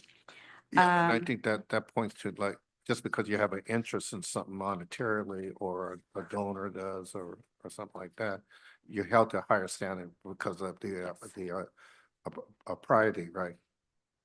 Yes, And appearance. and exactly, and that's actually AB 1234 goes. It's 2 hour. It's a 2 hour long training where you get really in depth into that financial conflicts and perception and so forth. That's another component of where, again, you kind of are in a different position, and so you have to worry about things that members of the public don't have to worry about. The next slide. I will just add, to build off of what Melissa just shared, there is, in all candor, a little bit of self-editing we all have to do when we're part of what I call the firm. Whether you're an appointed official such as yourselves or an elected official or staff, right? We all carry the burden of not creating liability for the city with a capital C through our comments or through our actions, which is why sometimes you'll see me grabbing the mic, during deliberations or questions to try to make sure that conversations are on topic, let's say. But even outside of, this room, it's a sacrifice we all have to make, to kind of just respect the fact that we are representatives of the city of Santa Ana and our community. So I definitely appreciate the questions that have been asked so far by the commissioners on that topic. And just wanted to build what Melissa shared earlier, that even in my hometown, not hometown, but where the city where I live now, I know that in my position here, I also need to self-edit on social media like Nextdoor or other apps, because, the last thing I want is to have someone think that, my opinions as a resident also inform my opinions or the way that I do work in one community. I may hold one set of values, as a resident in one city, but I may, advocate for certain other things in another community. But ultimately, it's, if in doubt, I think the best answer is just don't do it, right? But if you really are wanting to share that article or try to tie something back to federal politics, let's say, we're always on hand to answer questions for you as well. Well, I'm kind of grateful for all of you guys having our back and reminding. Thank you. And I'll talk a little bit more about some of that, again, observations that we've made in the rest of the presentation. The penalties are pretty stiff for the Brown Act. It can be a misdemeanor if the action is taken and you intended to deprive the public of information. And the DA does pursue these things. They do. They have an entire, it's called the Public Integrity Unit. That's Los Angeles. I'm pretty sure Orange County has one as well. But there are stiff penalties for that. Next slide. So we'll move on to parliamentary procedures. So it's called parliamentary law, and essentially they are basically just rules that we use to make everything be more organized. It's commonly accepted. Most cities use some form of parliamentary procedure. What most use are Robert's Rules of Order, and then there's an abbreviated version called Rosenberg's Rules of Order. I actually have a copy of Robert's Rules of Order in plain English. And even in plain English, going through this, it gets very complicated. But as long as you remember that the point is to just make things organized and understandable, then that's what we need to do. Yes. A quick question. I thought we are not using Robert's Rules. We're using something else now. It's Rosenberg's? there we go. Yeah, Rosenberg's is an abbreviated version of Robert's Rules. It just doesn't cover as much as this. You see this book, it's got a ton in here about everything, things that are not even applicable to what we do. So yeah, that's what most cities use. It's not required to be used, but it does, again, make commission meetings more efficient and reduces the chances of commission actions being challenged because we're not acting arbitrarily. We're acting in accordance with some set of rules and customs. Next slide. I'll go through some of these quickly, but some of the principles are everyone has equal rights. The chair and the vice chair obviously have a position, but each are just one vote, and they have equal rights. The majority prevails, and that's where, again, there's a motion, and the motion has to be seconded and then approved by a majority. That's how the majority prevails, but we hear from each and every single member of the commission. This gets technical. Some cities are really technical about it. Each speaker has to be recognized by the chair. They actually say, through the chair, may I speak? One person speaks at a time. All remarks technically should be through the chair. Again, in some cities, it can get it's very technical. They don't have conversations with members of the public. It all is a question for the chair, and the chair has to kind of vet that and then send questions, either ask questions of staff or ask questions of the applicants. But again, it's just to be organized. So some level of informality is perfectly fine. One subject considered at a time, full and free debate. Every person should speak once until everyone has a chance to speak. And we don't have any of these issues about folks attacking or questioning the motives of other members, but that's also part of parliamentary procedures. If you want an illustration of what happens when you don't follow these parliamentary procedures, the New York Times did a segment on this about a year ago. Look at the presidential debates since pretty much the year 2000. Prior to that, the candidates were required to address all their comments to the meeting host, like the actual moderator. they'd say like my colleague here stands for X, Y, and Z. Then in the 2000s, they removed that rule and allowed the candidates to directly address one another. And you can see the quality of substance decline and it became more spectatorial.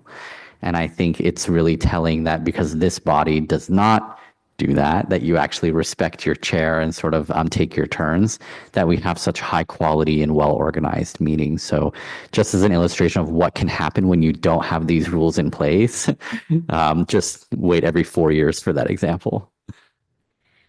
Great point. Thank you. So common motions, one thing I wanted to say is about motions is that it is really important to be really specific with your motions. Again, a level of informality that we have is fine. Everybody understands that, you know, on the agenda, we have a certain item, we're discussing that item, and that there's a proposed resolution in front of you.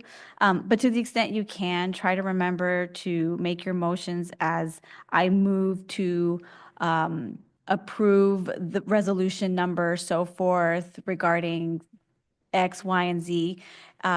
It's going to be clear on the record what it is that we're doing, but to the extent that you can, it just makes things look much more organized and smooth.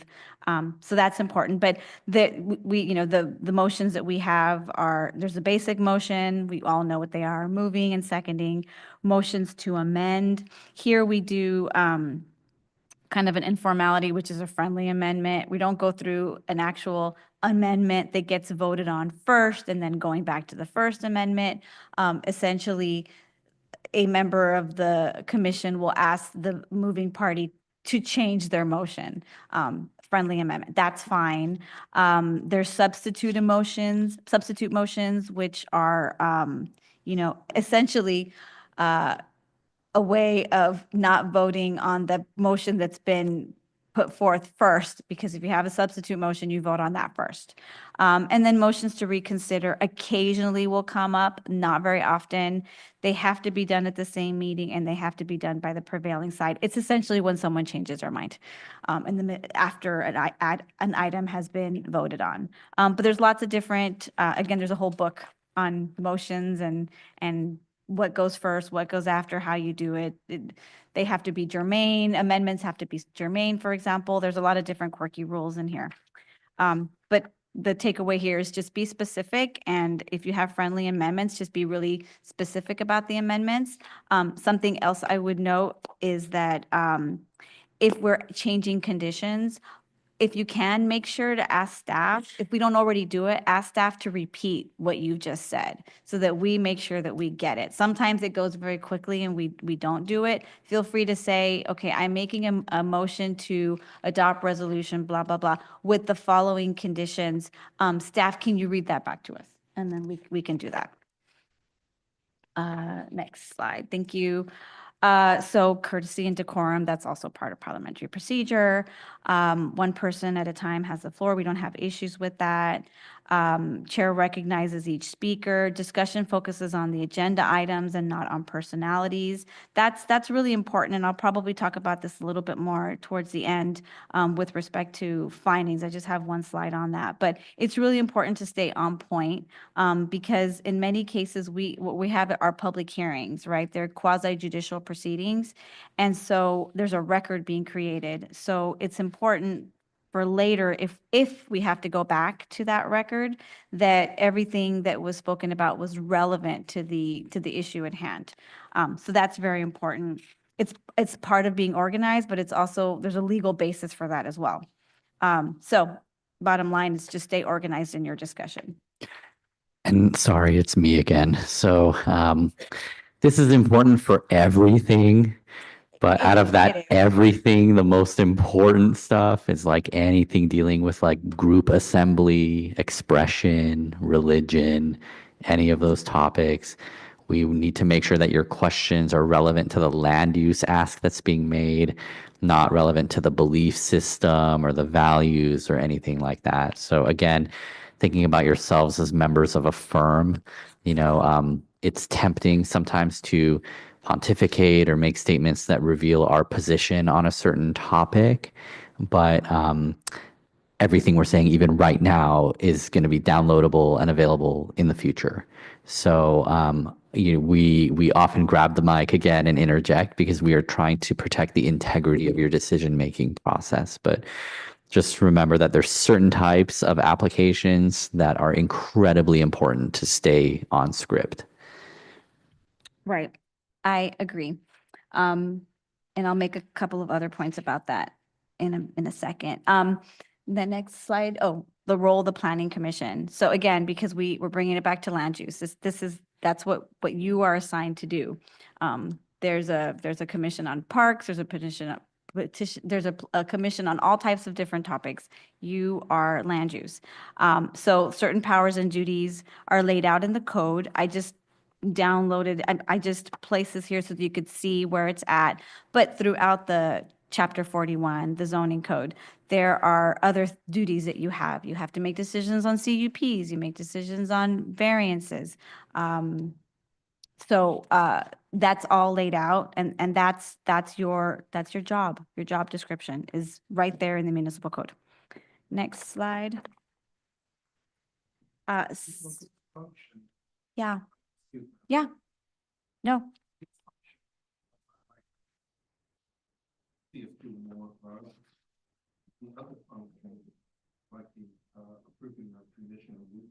Mhm.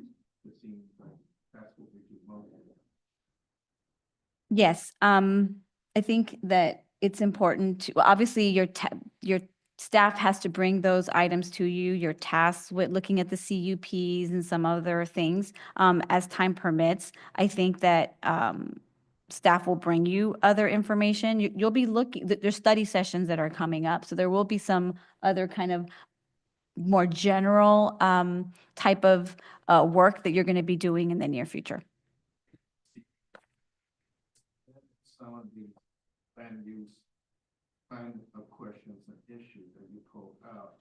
So my question is this: the role of staff, you already done this prep work, and you try to pull out those things, the highlights what the development, which means that staff is actually doing the negotiation with the developer or the applicant to make sure that they understand and they do that. So when you get to us, we're just judging to see if it's in compliance with that, consistent with the general plan and all that. So we don't really remake what you already done, like changing locations, and is that exceeding our authority or is it within our authority? I get confused. That's a great question, Commissioner Wu. The majority of items that are brought to the commission are what I would say applicant initiated. So someone has a request to do something with their property, and then staff opens the zoning code.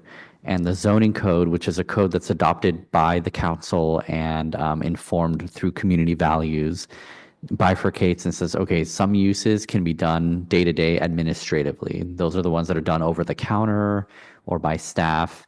That the code says don't need the commission's approval. And there's other uses that the code says they do need the commission's approval, like conditional use permits, variances, zone changes, general plan amendments, and all that. And so for those, what staff does is review the projects against all the different codes and policies that we have to, right? We have zoning ordinances, we have historic preservation ordinances, we have the general plan, we have a parks master plan. There's all these different planning documents that the city has. Some are administered by our department in planning and building, and some are administered by other departments. And we compare those requests against all those different documents, and then we make a professional recommendation to you as the planning commission body. And then in your role, you're either agreeing with staff, you're agreeing with modifications, or you're not agreeing.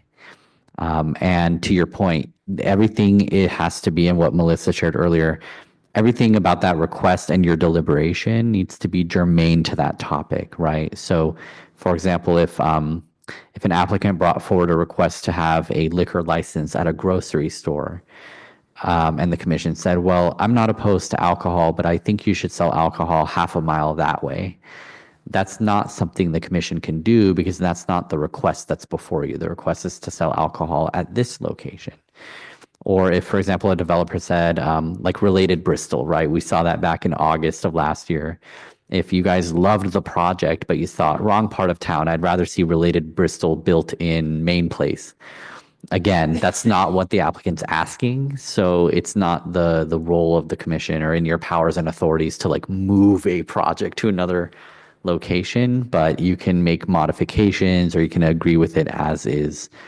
I think you can see in some of these roles that are from our municipal code, a lot of them do stem from eras when the city was in a growth phase, like making recommendations for future civic land uses. We're now pretty much a built out city, but every now and then the Public Works Agency is acquiring new properties that are proposed for parks, and those come before you.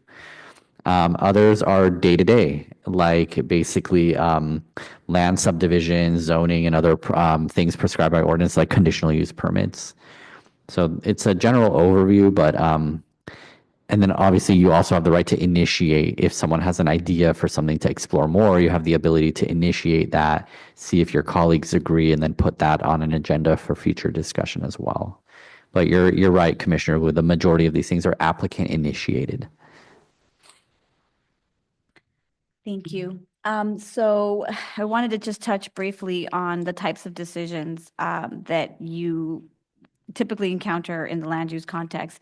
You'll have administrative decisions, and Ali alluded to some of that already. There's staff level determinations that are made, and they're usually ministerial.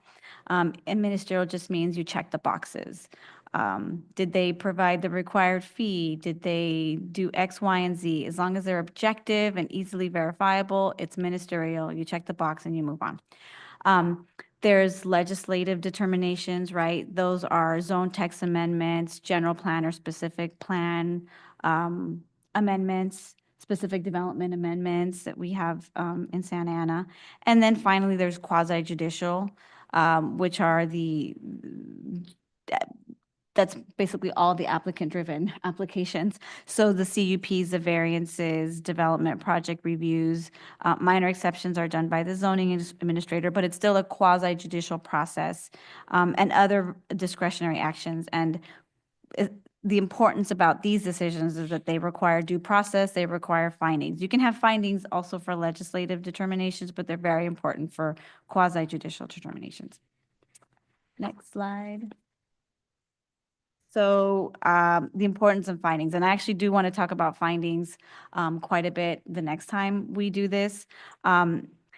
You all know at this point what they are. They're your written explanations of why a public agency is making a decision. It's bridging the gap between all these facts about a particular project and then the legal conclusion, which is, that you do want to approve the project because certain criteria is being met. It's the because.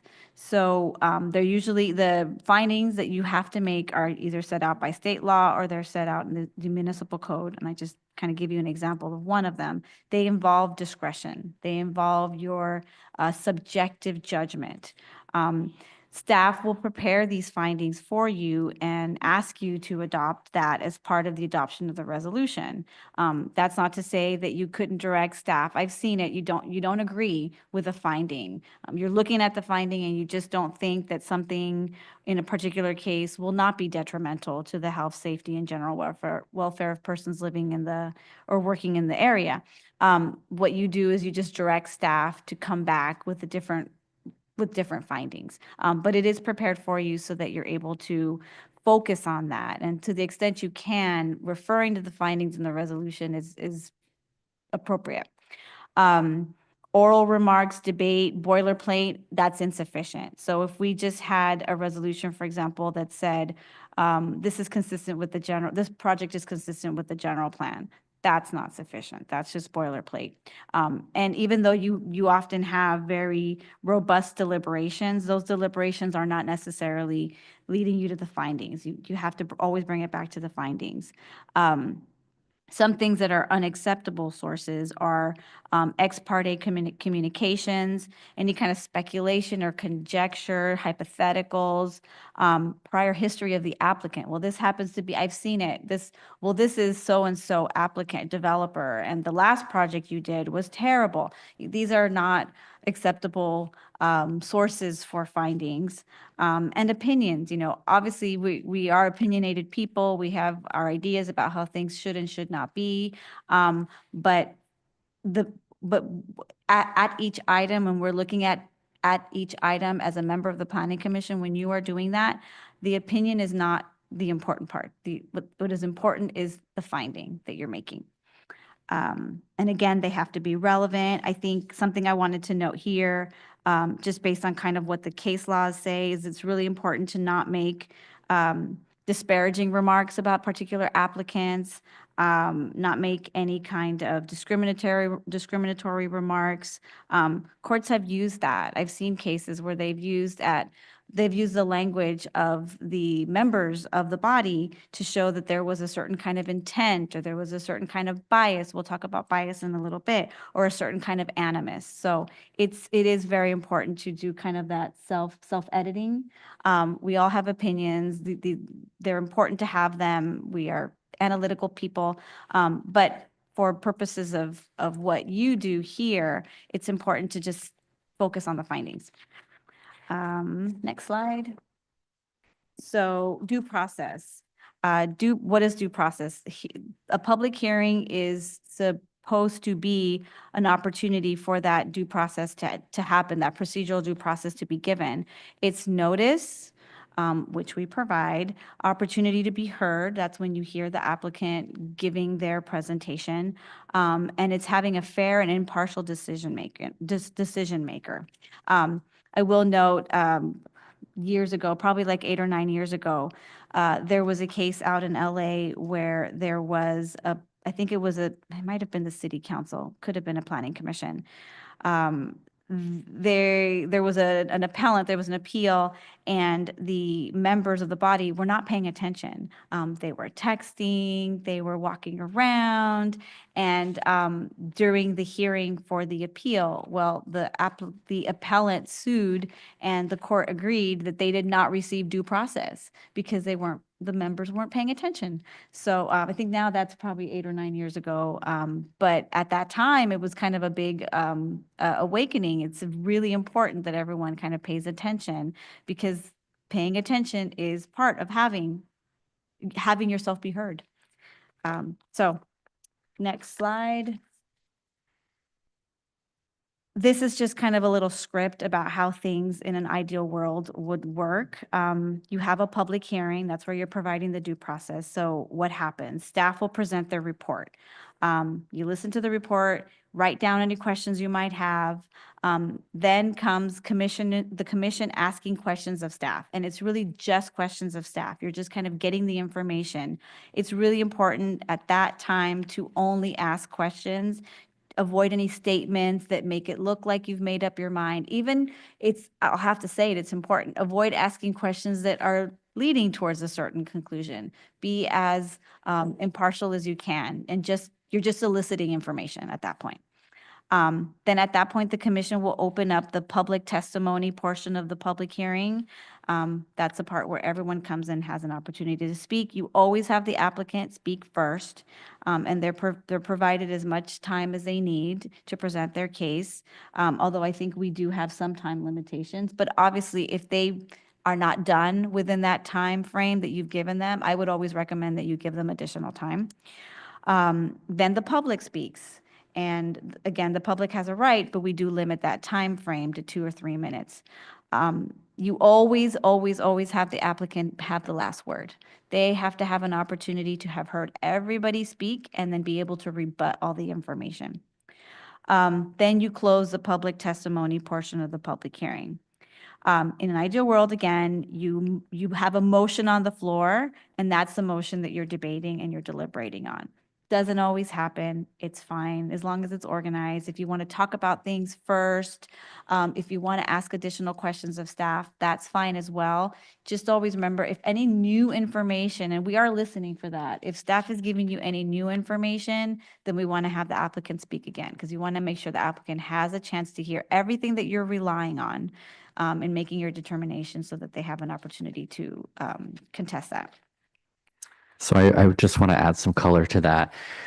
One thing that has been noticed in this body, and it's tempting, but we'll just kind of help steer you in the correct pathway towards decision making, is when you're asking questions of staff, it's really tempting to sort of preface the questions with a lot of sort of like background, or sort of like, as Melissa was saying, statements that indicate a position on a topic. So let me give a hypothetical example. Like, let's say we had Public Works here proposing to build a new well, right?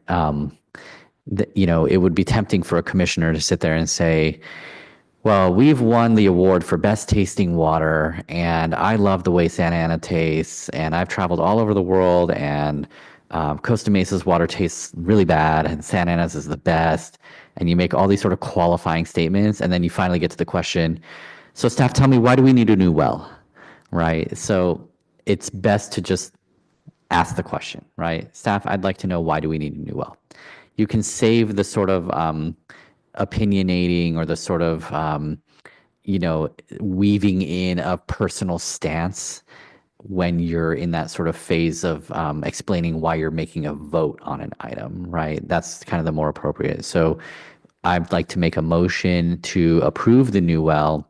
And I'd like to clarify that my motion is based on the fact that we have the best tasting water in the world, and it's only going to stay the best tasting if we continue to invest in our infrastructure.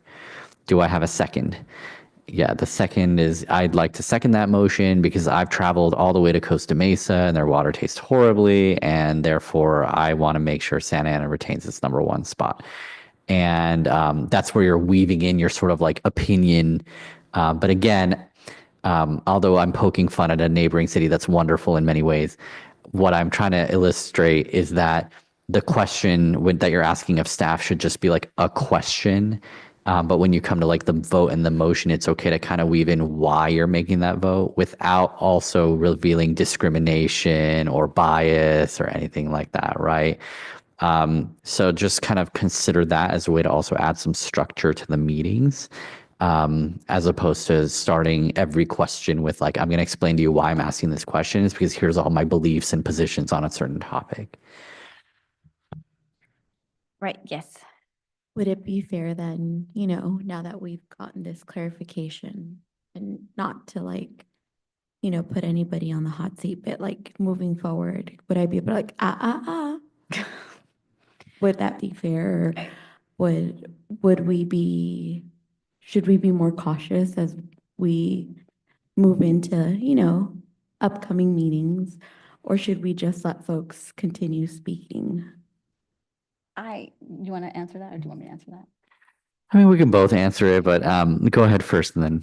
Well, I think that this is all best practices, right? This isn't an ideal world, but we're human beings. We have opinions. We have things we want to say. That's the absolute truth. And it only crosses a line at certain points. So we're mindful of that. If we think that it's going to cross a line, we'll go ahead and let you know. I think we can all kind of just be responsible. And if something is, it's a question that you think does need to have some background so that we understand what you're asking, that's perfectly fine as well. It's the extreme cases that we want to make sure that you're aware of, right? Because again, when there are court cases, they hear everything. They hear the transcript of everything, and appellants will make issues of everything that's said. So you just have to be careful. But I don't think it's necessary for that. I think we can all kind of do that ourselves. That's my opinion. Do you disagree? Because I appreciate our commission. I appreciate y'all very much, but I feel like sometimes our meetings do tend to go a little long because a lot of questions do come with a lot of opinions prior to questions. So I do just want to state that. We are paying attention to that. So if we think it goes too far. You do.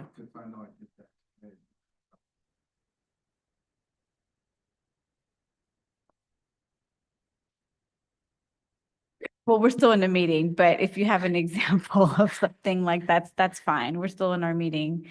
But yeah, I think you do have you have discretion there as well as the chair. If you think that you know, every chair is different in their style about how much they want to control the meeting, that's fine as well. Yes. Yes. This is true. We don't necessarily want to be repeating that information as well for that reason. We do get a lot of information from the public, and sometimes it does cross the line. So I think we have to be very careful about doing that. If it's a question though, you know, I heard this member of the public ask this question, staff, could you please address that? That's, I think, appropriate.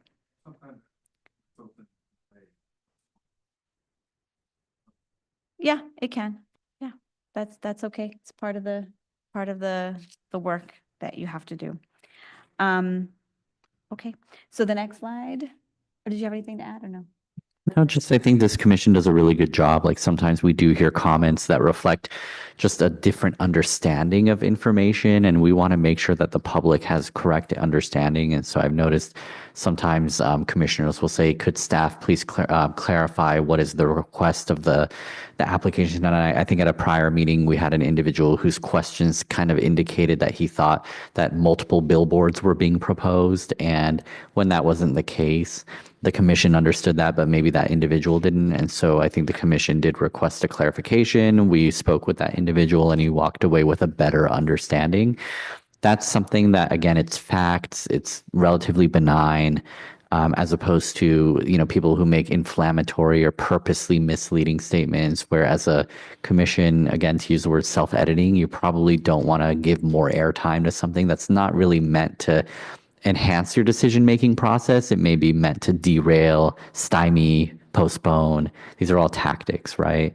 So just, you know, you guys are good at reading through that a bit, but I think genuinely when there are instances where it's just a misunderstanding, we all do a good job working together to make sure that our community understands what are the facts of the elements before you. Got it.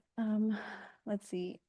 Ex parte communications and offsite visits. So there's an opportunity when the chair asks if you've made any site visits or any kind of communications that you want to put on the record. The reason for that is for due process, again, because the applicant needs to know have all the information in front of them to know what you're basing your decision on. You can only base your decision on what's in the testimony. So, and I think sometimes you don't intend, you know, you live in the community. You don't necessarily intend to go out to a particular site, but you happen to know the site. I think to err on the side of caution is better and say, hey, I happen to frequent this particular parking lot, and this is what I typically see. So it's a two-parter. It's identifying that you have either spoken to someone or you've seen something, and then actually describing what the substance of the conversation was, as well as what you saw. So it actually isn't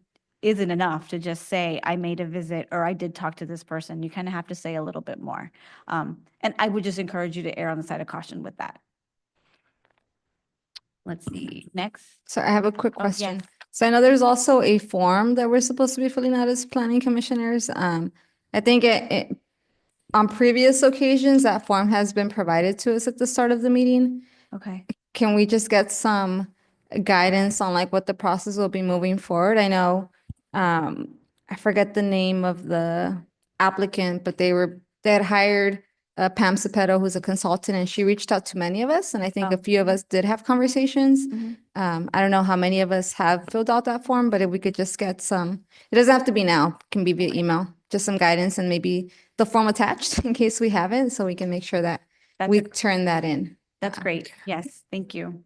What we can do is if it's not already, we'll post that form to the Planning Commission page for you guys to be able to access at any time that you might need it if you prefer filling it out digitally. But I know on the Historic Resources Commission, because of the nature of the HRC, many of them go to people's sites and often knock on the door and visit with them. And they'll do ex parte, like verbal updates, from the nights. Like I visited with the owner on Saturday and we talked about their application. And then they can fill out the form like right then and there at the meeting. So we can have that also as a backup as well. So whether Yeah. you fill it out at the meeting, that's fine. As important part is disclosing it in the setting. Yeah, and I think for the guidance I want more is specifically on the form deadline. Like, do you need that before the meeting ends that day, like that same week? Just to make sure we're documenting whatever and following whatever the process is. Okay. We can get that information. I'm not familiar with the form, so I wouldn't be able to speak to it, but it sounds like it's something you would have to have. I mean, even if you don't fill out a form, the information you kind of have to have, and then you have to disclose it at the hearing. So we'll look at that. Yeah.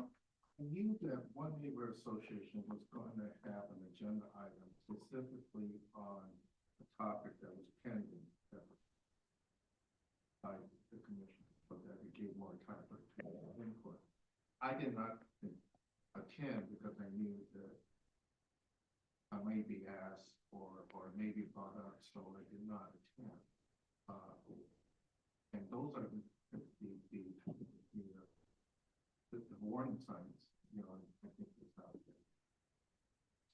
Yeah, I think that illustrates again that when we take a different role, we don't have the same liberties that we used to. Maybe as if you're not a commissioner, you would attend these meetings, you would be opining, you would be helping to organize, you'd be advocating. But once you step into that role, you have to kind of think about the fact that people are going to go straight to you and ask you questions about it, and put you potentially in an awkward position. And you want to, it would behoove you, I think, to avoid that. Obviously, in some cases you can't, and then you just have to be very, very careful with your words. But that can happen. That,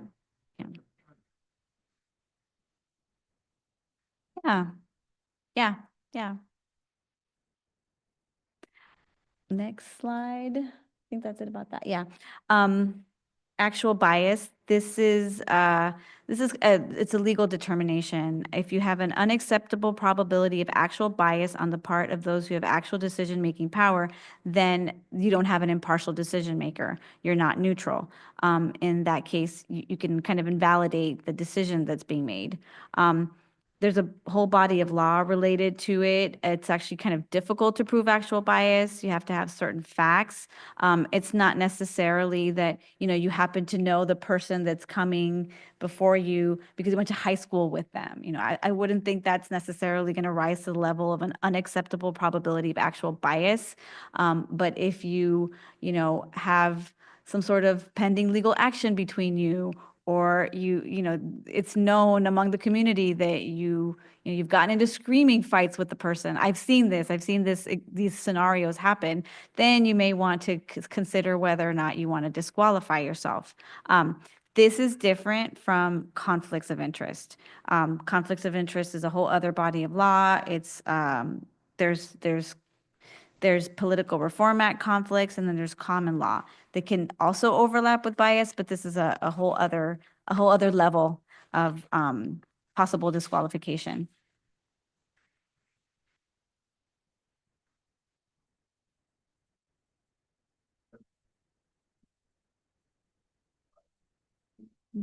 Mm-hmm. Mm-hmm.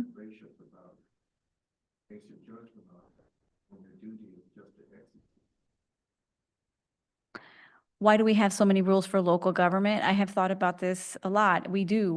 I think we're just held to a higher standard in some cases than state level, than federal level. Even when it comes to, like, there's no Brown Act. Well, there is some, but members of the state assembly, they're constantly negotiating with each other to get votes to try to pass certain legislation. It's just different. What we do involves a lot of legislation as well, but quasi-judicial. And I have thought about this. I think it's because it's like the first line. It's what most people, when they talk about politics, can actually have access to. It's local government, it's city councils and school boards. So there just are a lot of rules that are imposed on us that are not imposed on state level, which is far away, and federal level, which is even farther away. So that's a good question. Do you have any thoughts about that? Yeah, but it is true. There's a lot of rules for us. Let's see, avoid the appearance of bias. So avoid statements prior to the close of the hearing that suggest that your mind is made up. Don't pre-commit to decisions. If you think you can't be fair, then don't participate. And again, disclose ex parte communications and site visits. These are all ways to ensure that we don't have a problem with bias. Next slide. Again, it's the how you address it, the remedy is disqualification. But if you think you have any kind of bias, you should contact us and let us know so that we can address that. If it's too high of a bias, if it's, again, like you've had screaming fights with a particular neighbor or they used to be a neighbor, then we may ask you to disqualify yourself.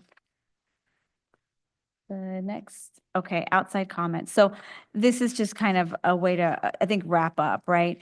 Be aware of the comments and the opinions that you're putting out there because they do really matter. Everyone is looking at what you say on the dais and they're looking at what you say off the dais as well too. So you have to be very conscientious about that. And again, if there is some particular matter that you think you've taken a position, and that happens. Some people just are very opinionated and there's certain things that they want to talk about in public, then let us know and we can discuss whether you should participate in that particular hearing or not. And these are all the slides that I wanted to go through that kind of covered different topics. And I think I've gone through everything. Do you have any questions of us? No? Ali, do you have any other comments that you wanted to make? I just want to thank Melissa for putting this together. She's been a great addition to our planning firm lately. And so thank you for being with us. And yes, let's clap for Melissa. Thank you. And then, yeah, just this and like legislative updates, as they come from time to time from the state and other sort of updates. Our intention is to keep the commission well educated, well informed, and maintain the integrity of your decision making, as I said earlier. So thanks for sticking with us through this late in the evening.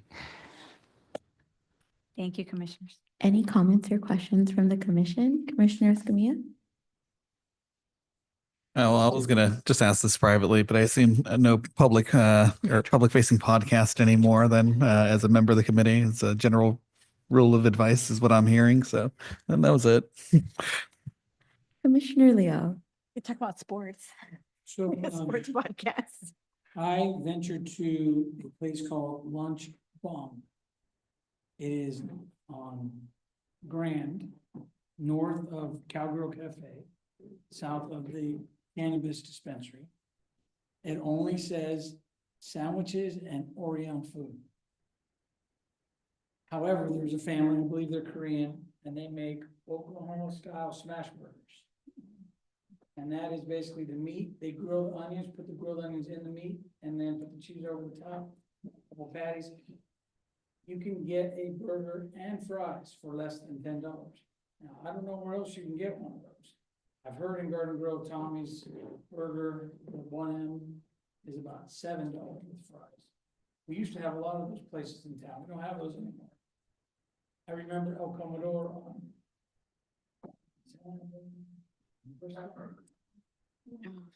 what? No fat burgers in Santa Ana? Where? I'm just saying, I went to visit it. I want to say that we are becoming a destination for food. There are lots of different restaurants in this town, which is a good thing. It shows the diversity of the city. It also shows that we're open for business. I appreciate staff and what you do, and somehow we're attracting these folks. I've seen, what is it, La Hutte Dinette all over the place. And I was mentioning in Pedro earlier that I saw Bill's Barbecue is moving from Huntington Beach to Santa Ana, and Mr. Bill is a Saddleback High School graduate, for all that may know. That's all. Vice Chair Ramos? Just thank you. I think a lot of what has been provided recently has been like very timely and relevant. So thank you on. Appreciate it. Commissioner Wu. Just a big thank you to staff. I know y'all do good work, so thank you so much. Short meeting, Ricardo. Short meeting. Ollie. Thank you. Commissioners, just for your advisement, the next couple of Planning Commission agendas will be pretty heavy with projects. So we will do our best to keep our presentations tight as we always do, as well as guide you through, germane questions and decision making. But just bear with us through paying attention because these are heavy duty items that are coming before you. I'm glad it's not the usual liquor license here and there. It's a good mix now. We've got good sustained development activity in this city. And then secondly, this Thursday is the Affordable Housing Awards breakfast at the Orange Hill Restaurant. And we have 4 extra tickets that are available to the commissioners. I believe we already have 2 that have signed up and said they'd like to go. But if there are any others who would like to go, please let me know before you leave this evening. Otherwise, I might have to offer them to staff. So you wouldn't want that to happen. Thank you. Yeah, please let me know at the end of the meeting. I'll be here.